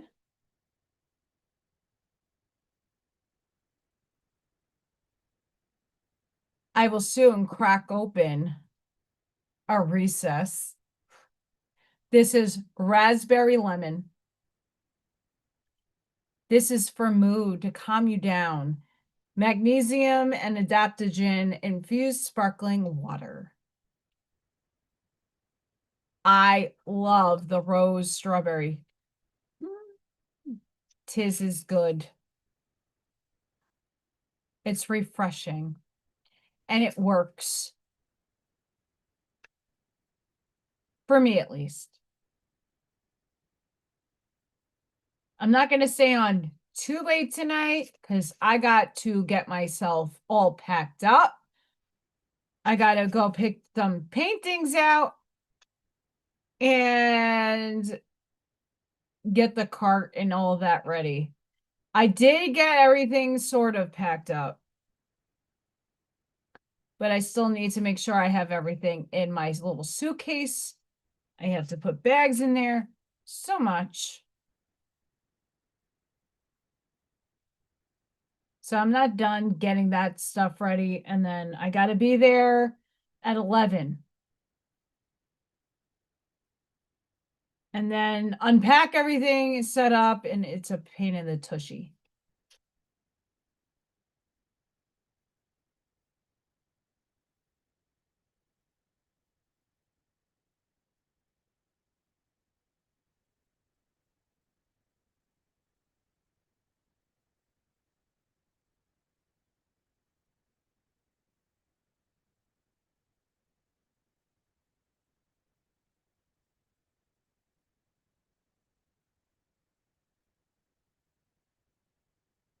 I don't pull from this deck as I used to, as often, but I was very called to pull it. This is Bright Heart Light, Open Connections. This peaceful yet powerful priestess of the heart comes to bring you unbounded hope and meaningful connections. She's emerging from the forest. I don't fuck around and find out, guys. This is spirit channeling through me and through the cards. Where lush green vegetation grows all around her. Like the woman pictured here, a brilliant radiance is sourced at your own heart center, with rays reaching out to the world. Even if you try to contain it, your soul light is energetically vibrant and always longing to connect. This marks a time of opening up for you. You may have been feeling disconnected or isolated lately by your own choosing or due to circumstances outside your control. Either way, you're getting ready to come out of the trees and forage the profound soul-to-soul connections that enrich your life and bring you into alignment with the universal fields of unlimited abundance. This is a powerful card of manifestation. When you open your heart to receive from and give to others, the universe itself sends kindred souls willing to share their heart light, assistance, and solutions with you. On a purely practical level, This card could portend blossoming friendships and perhaps new love on the horizons. I sure damn hope so. It's time to release your hesitation, let yourself trust, and open up to the honoring support all around you. I am willing to connect. I open my heart and my life to the love and caring friendships my spirit desires and deserves.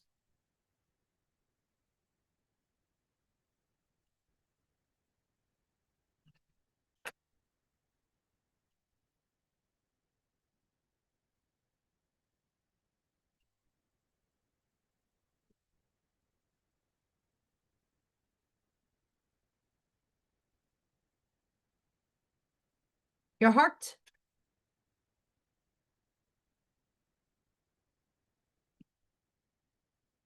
Harvest, gathering of blessings. When you receive this card, you are being put on notice that your harvest is coming. There's a project or a goal to which you have devoted much effort and attention, and you are about to reap the rewards. You have planted your intentions with care and taken the action needed to tend the seeds and cause them to thrive. So if you haven't already seen the fruits of your labor growing in your life, be aware of the potential bountiful results about to come your way. And if there is some work yet to be done, consider the best course of action and make that a priority. Remember, too, that simultaneity of cause and effect, even as you are harvesting the blessings of your past actions, you are planting the seeds of future outcomes.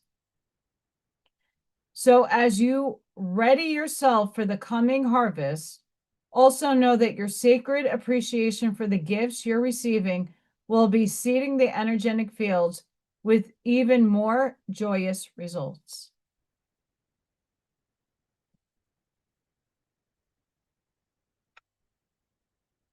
That's a love on Ra's favorite word, harvest. We're harvesting. You're harvesting.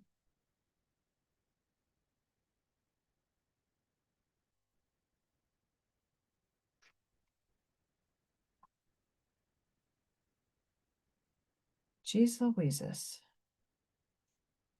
River of blessings, releasing constraints. You may have been experiencing a time of challenges such as financial constraints, perhaps living paycheck to paycheck, or going deep into debt. Your restrictions, however, may be of a more emotional nature.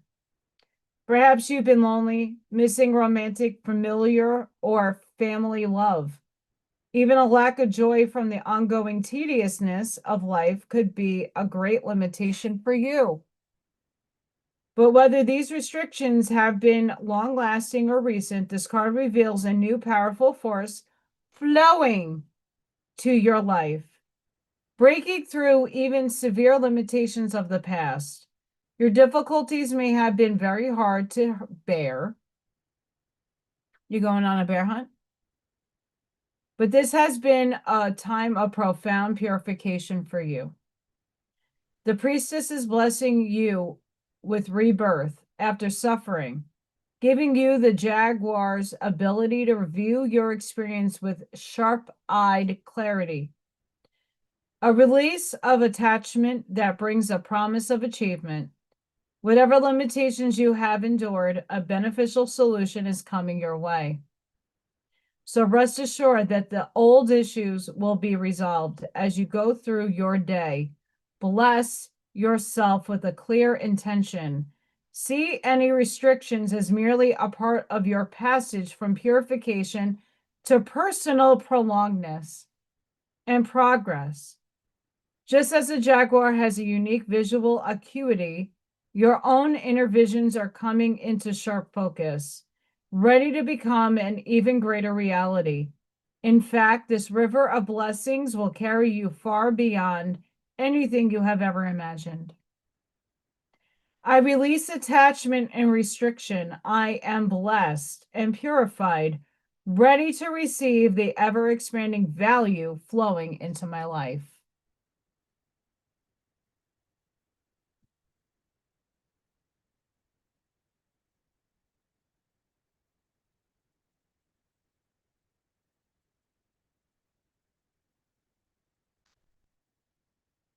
You guys are quiet. If you're in the background, please don't forget to like, share, subscribe, or hype any one of my videos. I really, truly appreciate it. Today, a lot of people in the beginning of this show got to name my chipmunk that showed up on my deck today.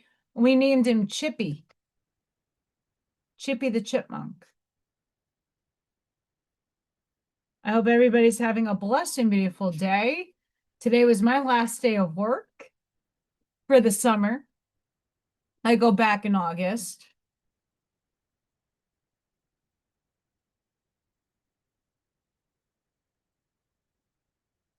Spirit is on a roll.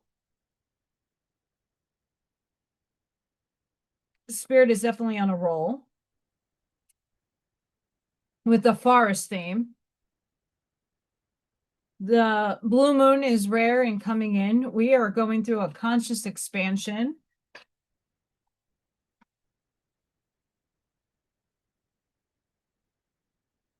From the crow deck, we have abundance. Embrace abundance through gratitude and openness.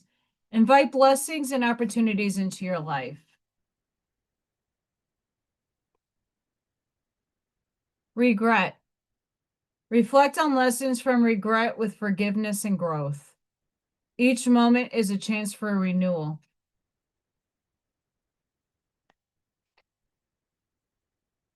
Faith. Hold on to faith in yourself and your journey. It strengthens resilience and optimism.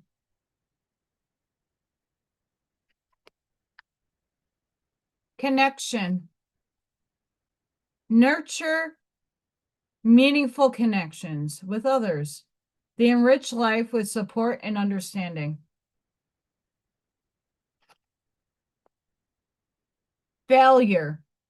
Learn from failures as stepping stones to success. Each setback is an opportunity for growth.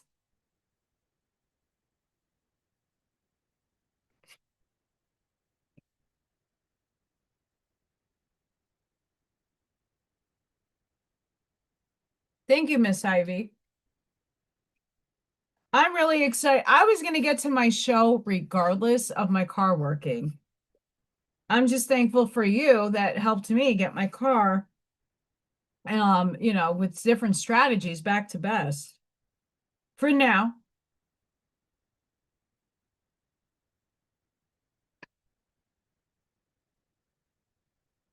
Because I can't really get a new car. I'm getting new windows. I did the adulting thing.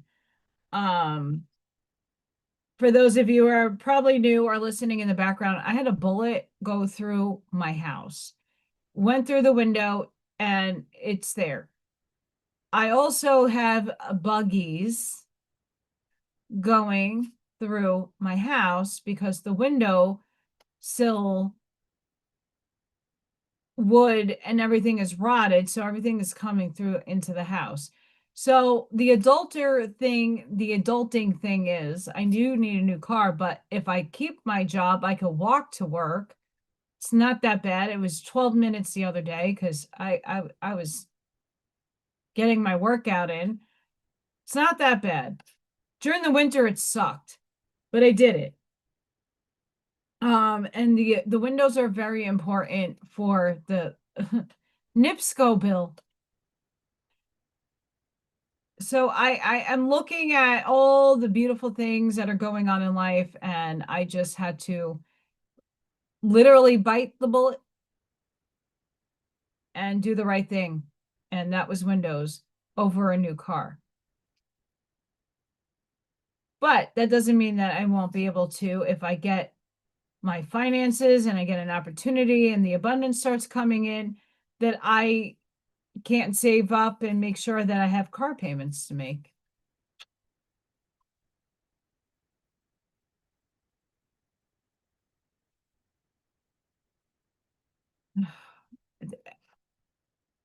I'm not in control today. Spirit is. Spirit's in control. For all of you, blah, blah, blah. For all of you out there who resonate with the cards, if it doesn't resonate with you, don't take it. You are profoundly clairvoyant. Trust what you see in your mind's eye as well as with your physical sight. For your spiritual vision helps you with healing, teaching, and guidance.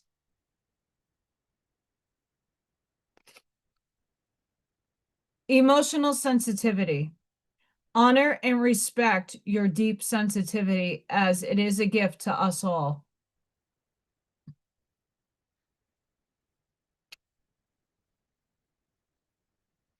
Have you asked your angels to help with this?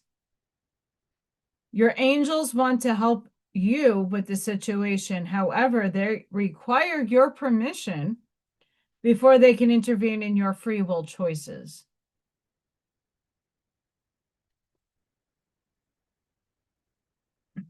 Many of us in this chat, many of us in my age bracket are indigos. The person you're inquiring about is an indigo, meaning a high, sensitive, natural born leader.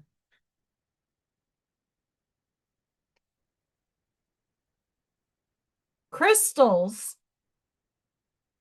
Your energy, the energy of crystals supports you and helps you present with your present situation.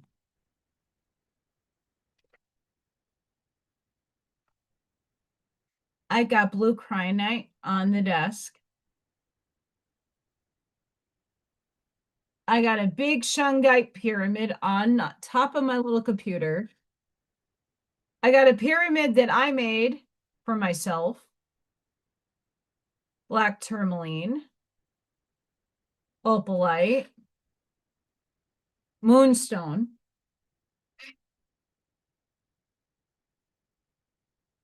I got a little ring holder here with rose quartz and amethyst. Because you do need love. I need love.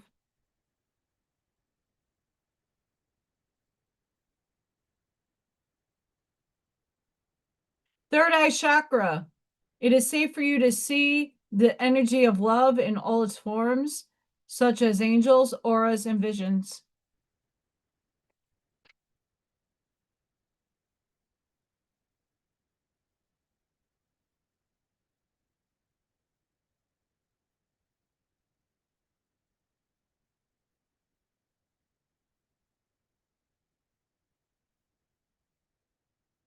And anybody that's in the background or curious, I do these readings.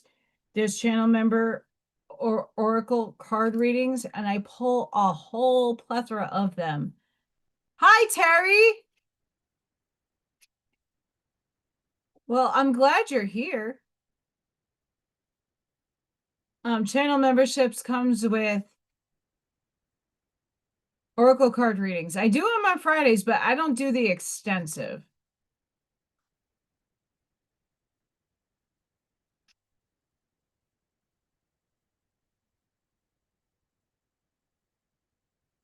I love my grounding mat. I also...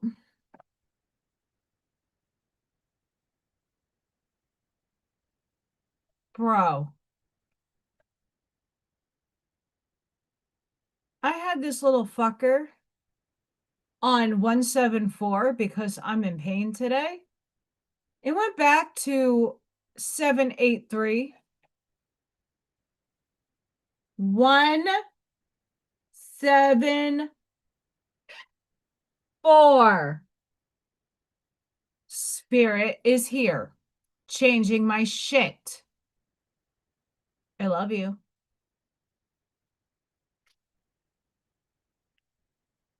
Holy crap. Guys, it was on 174. That's the hertz to help you with your pain. I'm in pain.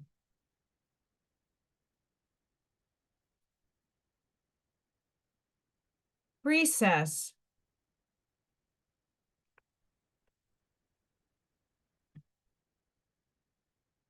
Raspberry lemon. I really like the strawberry one, but I need I was like, I need a change in taste today.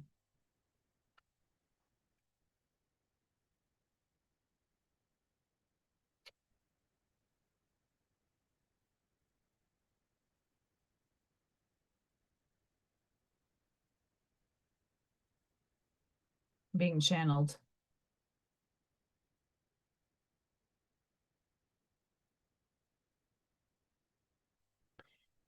Have courage to ask for and accept help. Asking for help is a sign of strength, as is accepting it, as it is offered to you.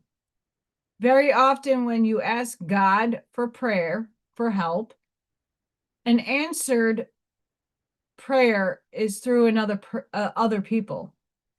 Be sure to accept this assistance as well as give it to others as you are guided. I had problems with my car. It failed on Sunday last week. Went in limp mode. No power steering. Electric going wonky. Windows up and down. Bananas. It was a possessed car. And things. So I asked a couple of people, and those people did this to me. Ivy called, got a friend on the line, and walked me through some different scenarios, and it's fixed. I had to do it myself, but still, Spirit says yes. Do the work. It's not enough to dream or pray.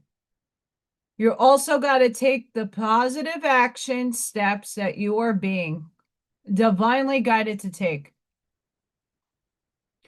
Consequently, working on your priorities will make them flourish like a lush flower garden.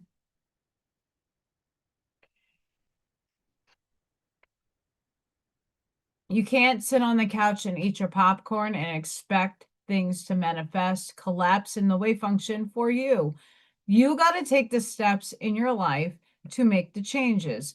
You got to put yourself out there. You got to have cause and effect. I know, it's so unpopular.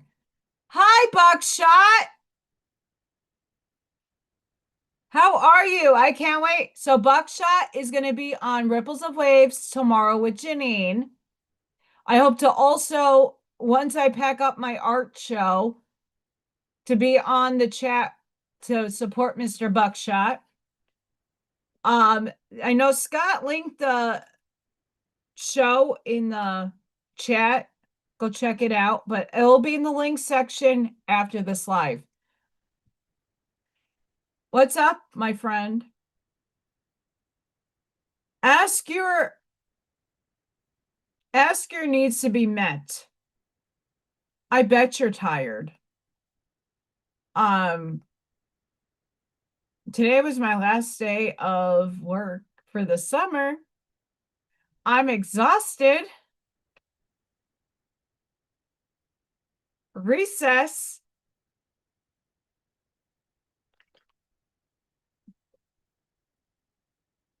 It's a little harsh, but it's really good.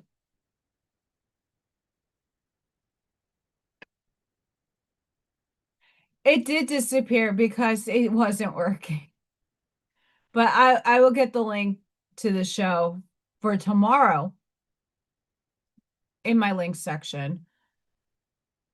Ask for your needs to be met. God and the angels can come to your aid only if you make a free will choice to be helped. And it begins with asking, does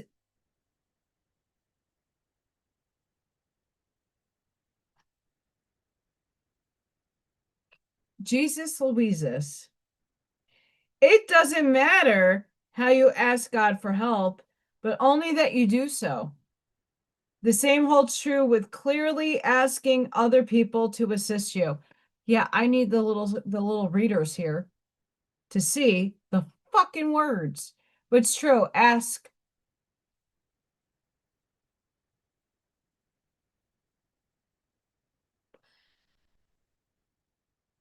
Take a divinely guided chance. All positive change and successful ventures involve a degree of risk, and you are ready to follow your divine guidance to new territories. Chop the shit out of the new uncharted path.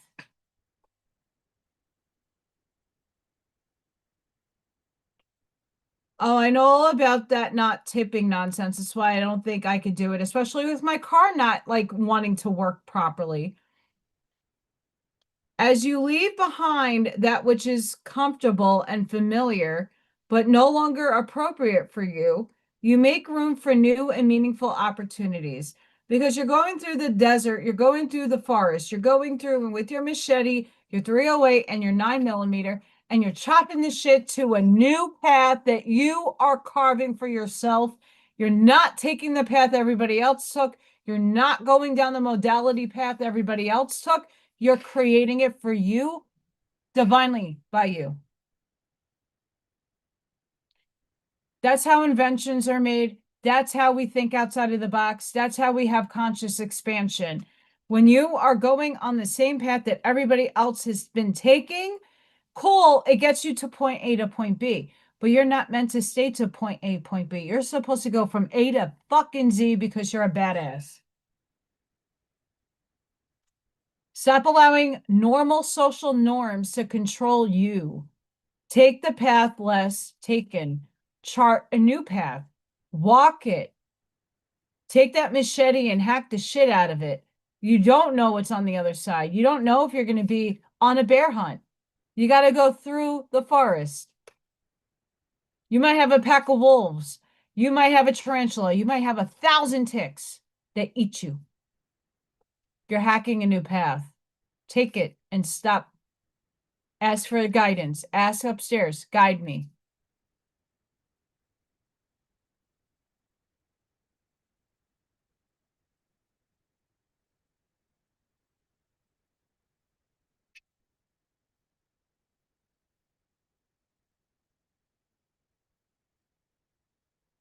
Spirit's on fire through me, by the way.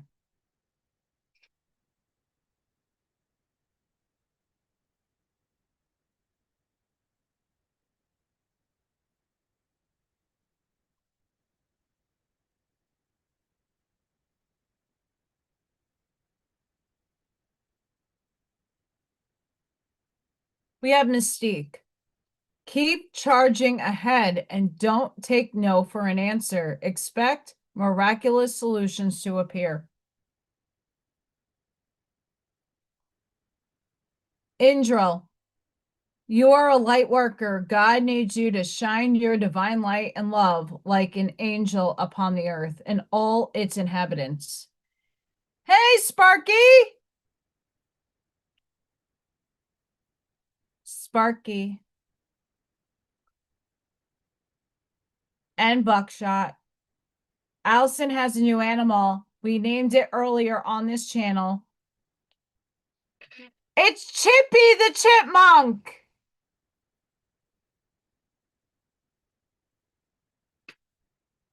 Chippy the Chipmunk. We got a chipmunk friend. It's Chippy. It's Chippy the Chipmunk. Freya had a little ball earlier.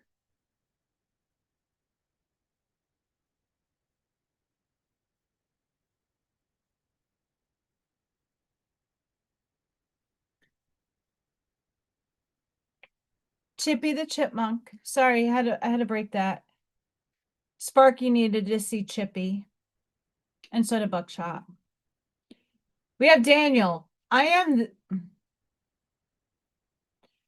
the angel of marriage, and I am assisting you right now. Daniel. Hi, Archangel. Hi, you ascended master. You've been deceiving my ass.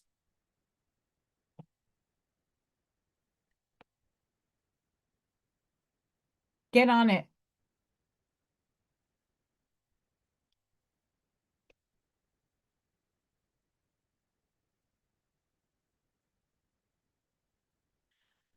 Get on it.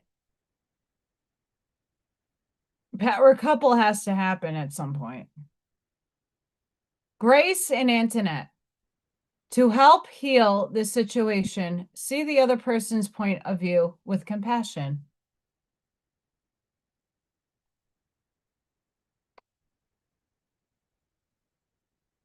Yvonne, you have a special bond with animals.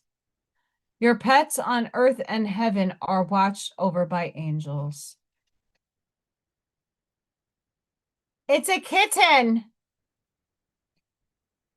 Scott Pace has a lot of kittens on his channel. Go check out the kittens on his channel. They're really stinking cute.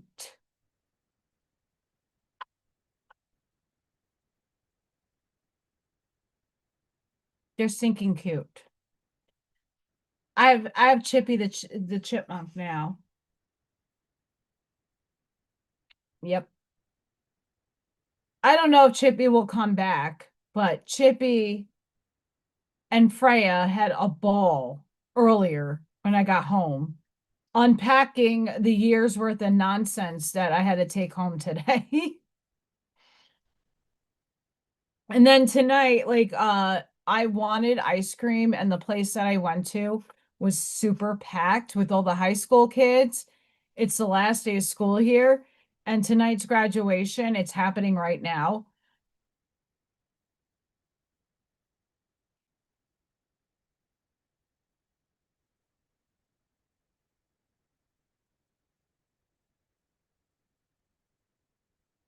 Don't ask me how this happened. Leap forward, take bold steps towards your goals. Courage open doors to new opportunities and adventures. I don't know how that got in there, but it needed to be read. Why not?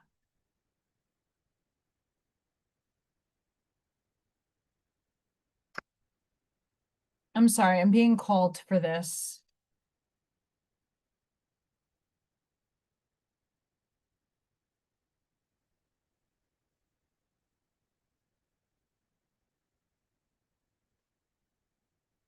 I need a pup.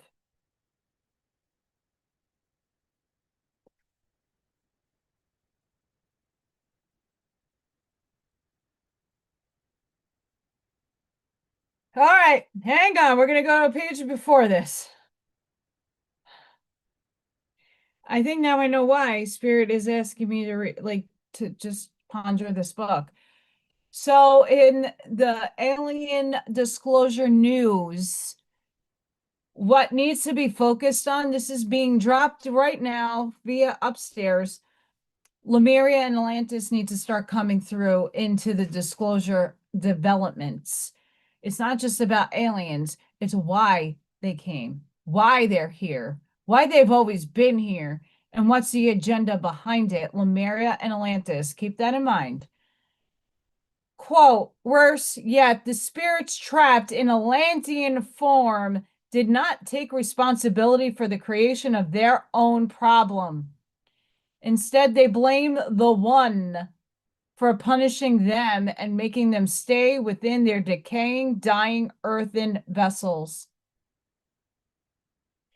Therefore, they separated themselves from the One, as well as from their own spirit within their physical forms. Eventually, they even polarized the One into gender deities of God and Goddess. This final separation from the One cemented their fate into the long decline into beings of form rather than beings of spirit. Spirit was always within them, but they had evicted it from their minds. Hence, they could no longer experience their own spirit through their physical perceptions. For this reason, the inner spirit became a distant hierarchical ruler who was either a male god or a female goddess. One spirit became polarized in their consciousness. The battle between God and Goddess was forced on the battle between female Lemuria and male Atlantis. Lemuria and Atlantis had peacefully coexisted for millions of years. But the Atlanteans were conflicted and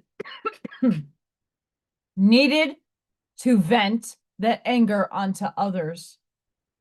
Therefore, that which was meant to be the blissful marriage of masculine and feminine, that would return Earth into her spirit form and usher in personal and planetary ascension, became a long and violent divorce. We could see that the audience needed a break to absorb our message, so we called in the musicians to play and invite the group converse with each other over some food and sparkling drinks. In this manner, they could more easily integrate our information into their consciousness.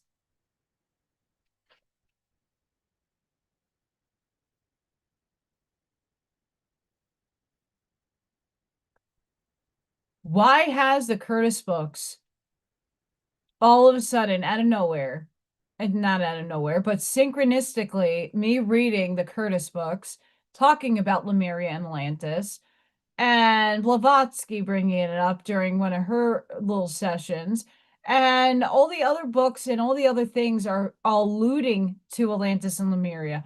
Why now? Why now? Why alien disclosure now? A lot of us already know they've been here. They're here. They've been here. They've been rolling over all of us for decades, eons, epochs. This is nothing new to us.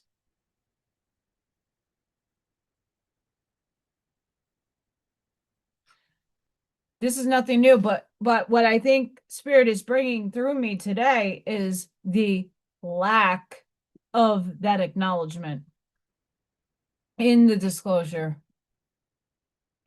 that these aliens just didn't appear. They've been here, but where it went wrong, Atlantis and Lemuria. Where did it take place? The New Jerusalem, America. Lemuria is West Coast. Atlantean is East Coast. In the middle is which is being purged right now by weather. Spirit is bringing it. Spirit is telling us through me. At least if you resonate with this message, go within. It's all about Atlantis and Lemuria, and we're doing 2.0 versions of both, and we need to balance those energies. We need to bring it into semblance, if you believe in that. So just take that into mind. And don't forget to like, share, subscribe, and hype to my channel. I appreciate you guys. Ra was post-Atlantean.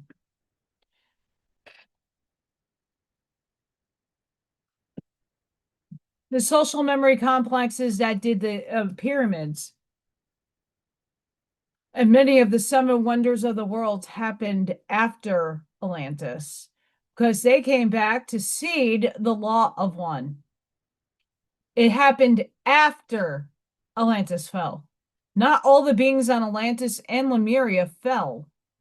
They didn't all die. Many of us escaped. Many of us perished, transcended. And now we're being called back to this paradigm in the now moment to heal that said paradigm.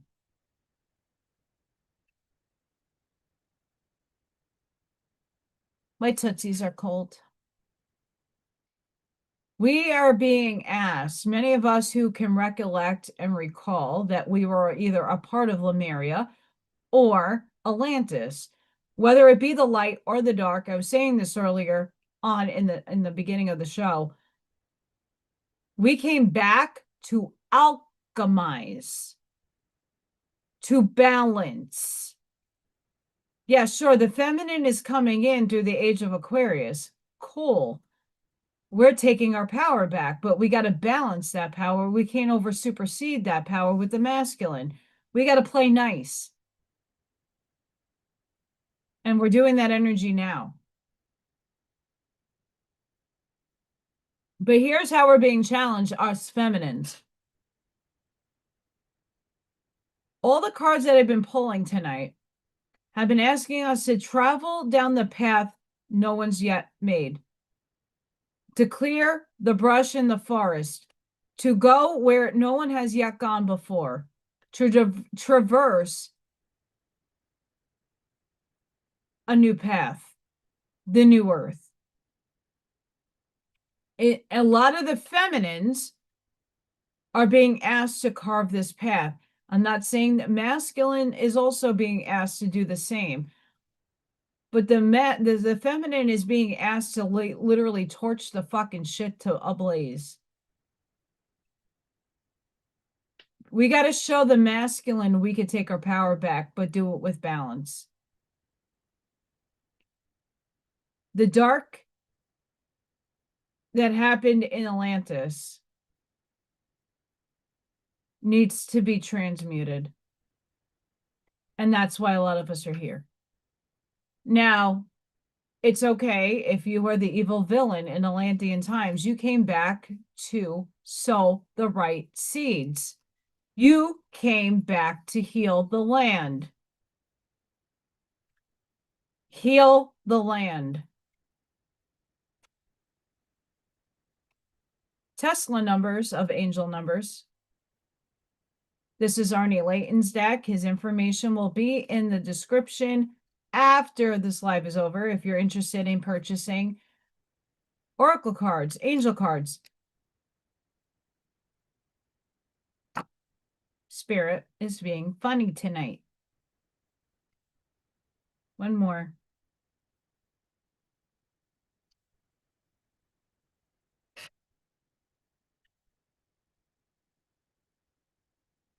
Synchronicities, I think not.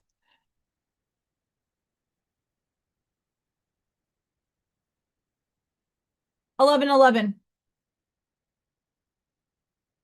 I read a lot of interesting information about the blue moon, and 11:11 kept popping up. Hi, Scott. Welcome back. 11:11. Powerful and creative new beginnings, leadership, and spirituality. Fulfill dreams and desires by setting clear intentions on what you want. This is the energy a lot of us have been working with in the past few years, months, days. 6, 5, 7. You hold high values. You hold family, friends, love, relationships, truth, and trust in high regard. Material things mean little to you. People are the value in your life. Sorry for the glare.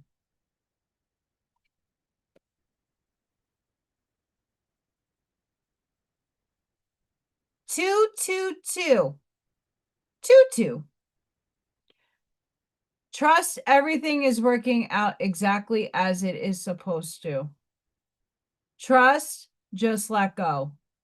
Have faith in you, as you are more worthy. You're more than worthy.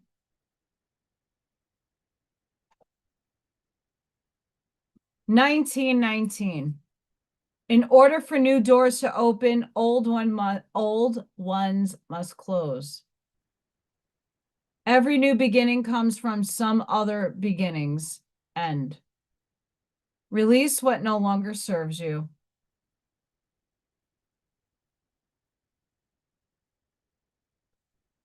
Flamethrow that bitch. 369. Connect to the universe and creative expression, inner strength and harmony, letting go of what no longer serves you. Once again, this blue moon is asking us to really let go. It's been asking us since April to let go. If it's meant to come back in your life properly with new vibration, cool. But if it's not meant to come back, Go within.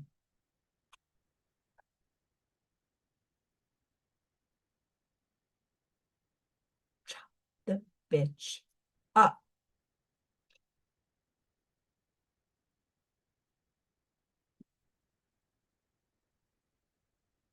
Chop it up.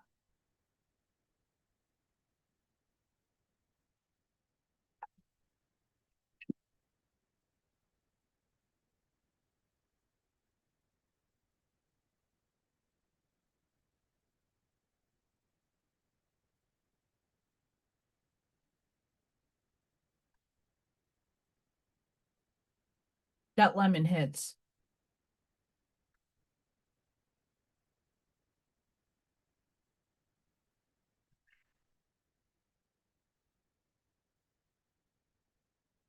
It's a mini dumpster fire. I like my mini dumpster fire. I got to fix my car. I got a new chipmunk named Chippy. I got a show to do tomorrow. I'm doing a vending event. If you're in Northwest Indiana and would love to hang out with me, 12 to 4 at the library in Maryville. Go check it out. We have a repeating card, 90. We have a repeating card from last week.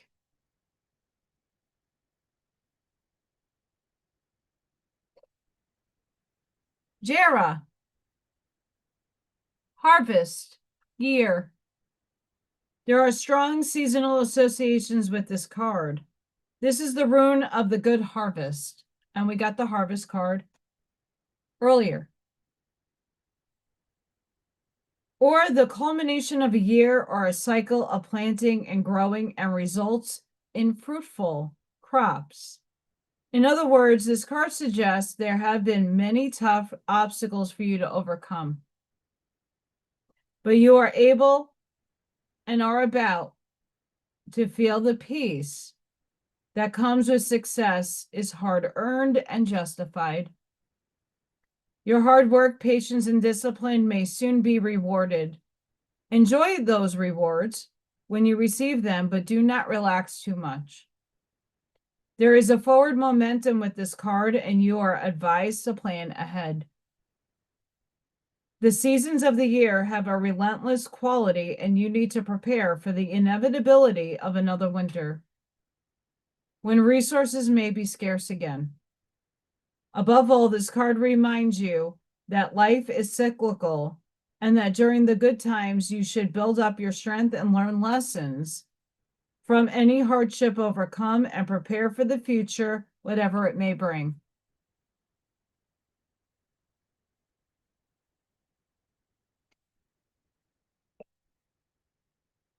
Chicken drop.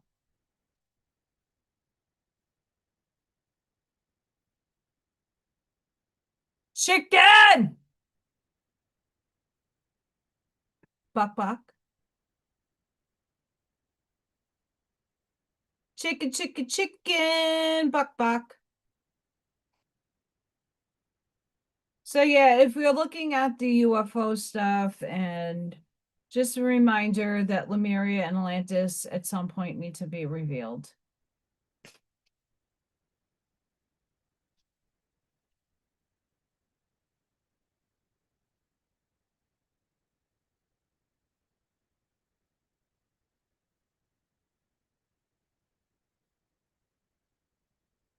Girl, you don't have to explain. You're good. Thank you for coming on and hanging out. I have to, after this live, I'm going to upload all the information with all my beautiful friends, their valuable channels, their amazement. Go check out after I upload. I've been playing around today, especially today, with AI. Hang on. I took a very old picture of me, a very old one, and I made a beautiful little thumbnail.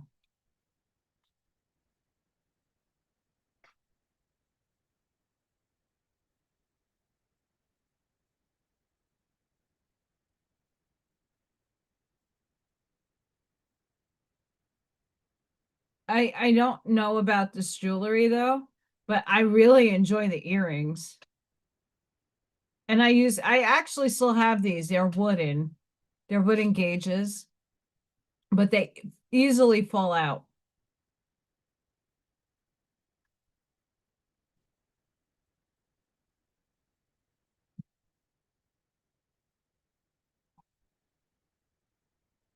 Hang on.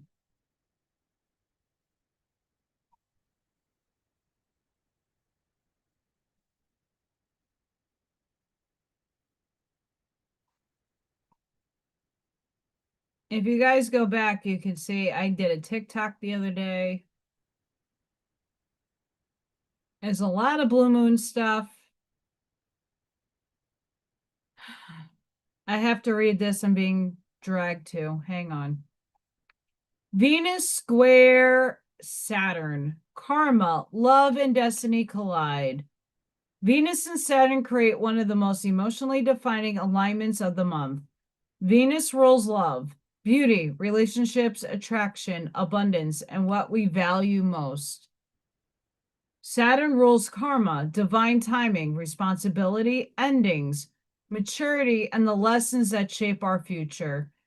When these two powerful forces collide, people are pushed to see the truth clearly. Relationships become more serious, emotions deepen, and karmic lessons surround love, money, respect, self-respect, and personal value rise to the surface. This transit exposes what is stable, what is temporary, and what can no longer continue the same way. Important realizations, emotional tests, reconnections, distance, closure, or long overdue conversations may suddenly unfold. For many people, this marks the ending of a karmic chapter and the beginning of a much more aligned one. What to expect? Relationship truths revealed, emotional maturity and growth, serious, honest conversations, karmic endings or commitments, financial reality checks, stronger personal boundaries, destined turning points, lessons becoming blessings. Something fated is shifting in your favor. Trust the lesson, trust the timing, trust the universe. Trust.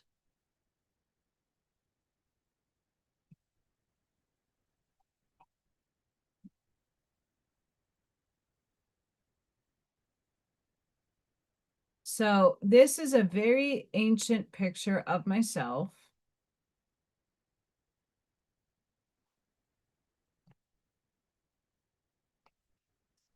From 2016.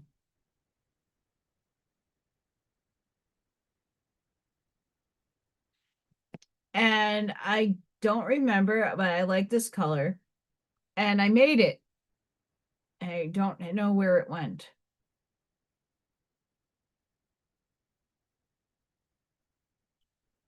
Yep. Do you see how darker my hair was?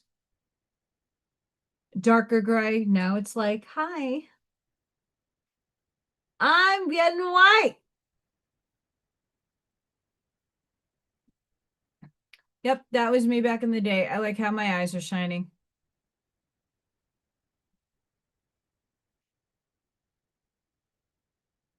We got the freaky card.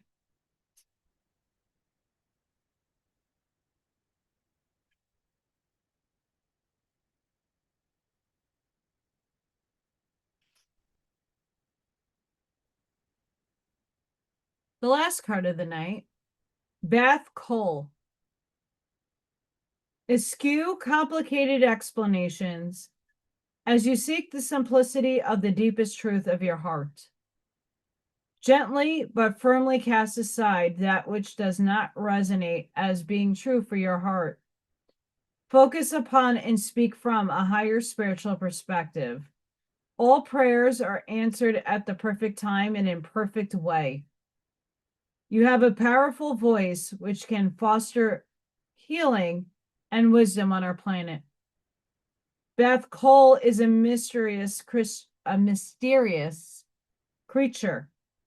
She is an angel known as a divine oracle, the daughter of the divine voice, the pure and true sound of spirit.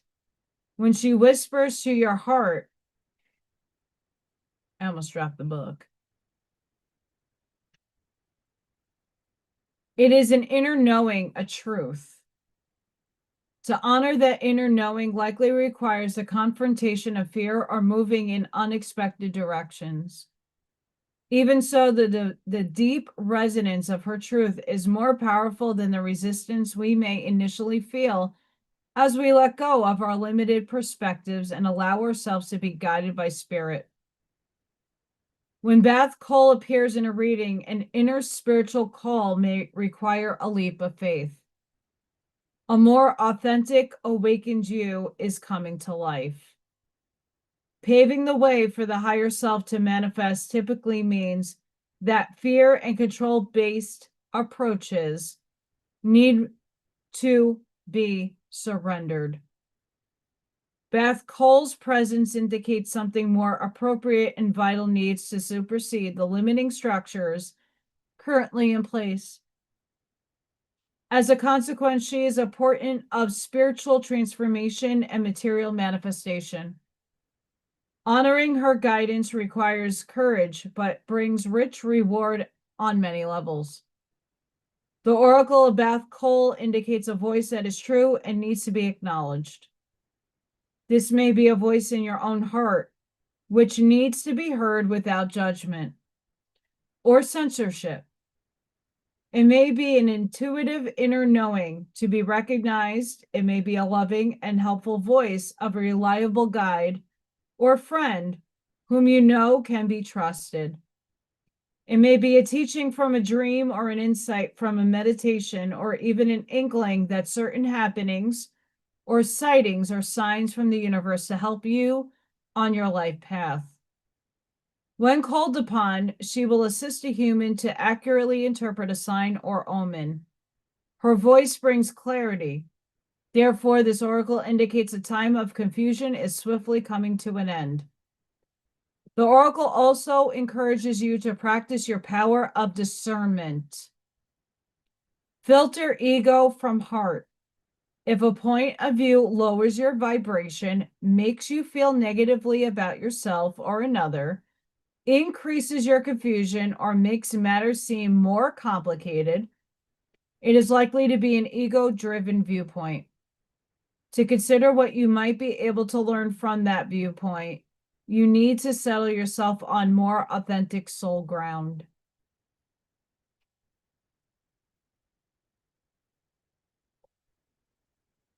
And we're all going through this energy right now. A lot of spirit tonight.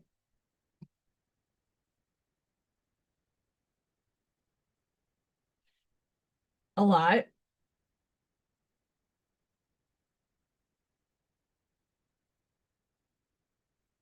But take the next couple of days, hours, to know what you need, to know what you desire, and go investigate a path not traveled.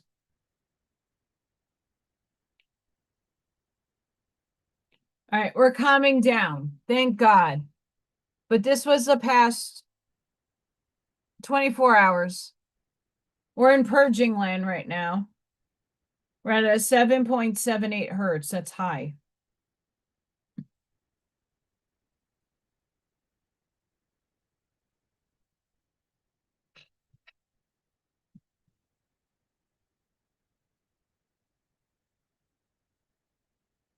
Chicken bok bok, chicken bok bok, chicken bok bok. Chicken. Remember, when these guys come, they're here already. What are you focused on your truth, what you resonate with. Don't worry about what other people are saying to you. Know your own truth. What does your heart seek? What do you desire? And what is the path untraveled by you? The pathless path. The one that you got to carve for yourself. What do you desire and how do you think you can get there? Outwitting the system. Navigating through the shit. You got to go through the mud with the glass and the barbed wire. You got to crawl through that crap. But you're going to make it through. You got to take your machete, your 308, and your 9mm and guard yourself, but chop through the brush. Get through the forest. They're here. They've been always here. The key that Spirit is bringing today is Atlantis and Lemuria. And Suzanne Lai, her book, gave us a little bit more insight about the masculine, the feminine, and the imbalance. A lot of us came here to alchemize, to unify, and to bring into equilibrium both. Both paradigms fell, and we're here to make it right.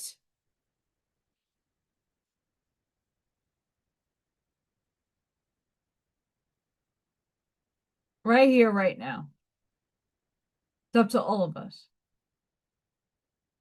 So do the inner work, go and ground, put some tick spray on you if you're in the Midwest. I guess they're everywhere.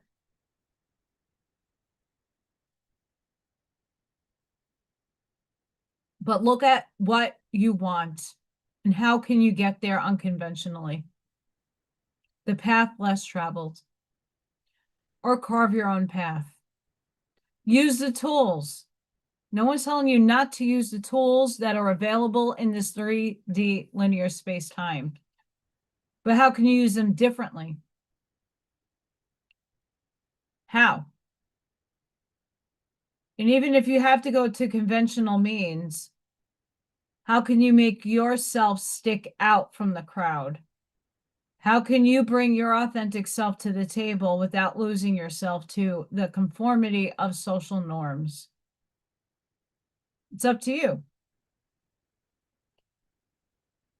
This is how we are going to use our creative power to overcome the obstacles that have been challenged. And to everybody who has restricted messages and stuff in the chat, I don't know what goes on. I checked my settings. There should be nothing retracted. Unless it's a YouTube thing, and I don't know what the hell they're measuring. Crazy times. I'm going to leave it here, guys. I have a show tomorrow at the library. I have to get some stuff still prepared.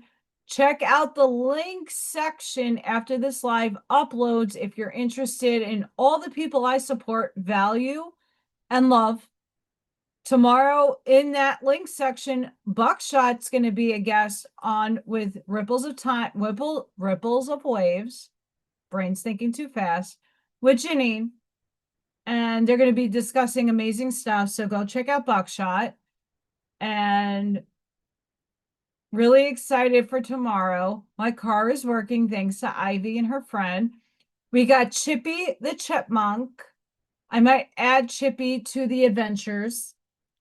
If you have animals that you would love for me to AI as into superheroes or just put them in space-time, please email me those pictures so Little Thor and Freya can go on Stargate Adventures and find them.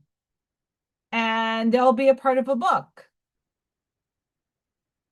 I'm going to be hitting the floor and the ground fast next week. So, and also get some rest. I say that and it doesn't happen. But I'm going to try to do a little bit more resting as this will be the first week of my summer break. But until the next time, guys, sending each and every one of you love, light, compassion, grace, shielding, and protective energy. Please go within, be the shoulder, be the lighthouse, sprinkle and seed your truth, light that path forward, light it forward, love yourself, love you. Thank you all for contributing to the beautiful chat. We had a lot of people in the beginning contribute, so thank you. But thank you to everybody that comes and even watches. I appreciate you. We're in uncharted territory. Be authentic. Claim your new chapter to the new book you're writing right now. I will be live on Tuesday for Craft and Sip. I still have not finished my pirate.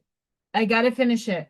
But my admin that for that is for, they're gonna be at the school for a few weeks. So I might just drop it by. I live around the corner. It's fine. I'm wishing you all a blessed and beautiful night wherever you are in the world. Please be safe, be seen. Go within, discern, and have a blessed and beautiful night, guys. You are the best. Thank you. And I'll let you know on Tuesday how the show went and what's incoming. Please ground for the full moon.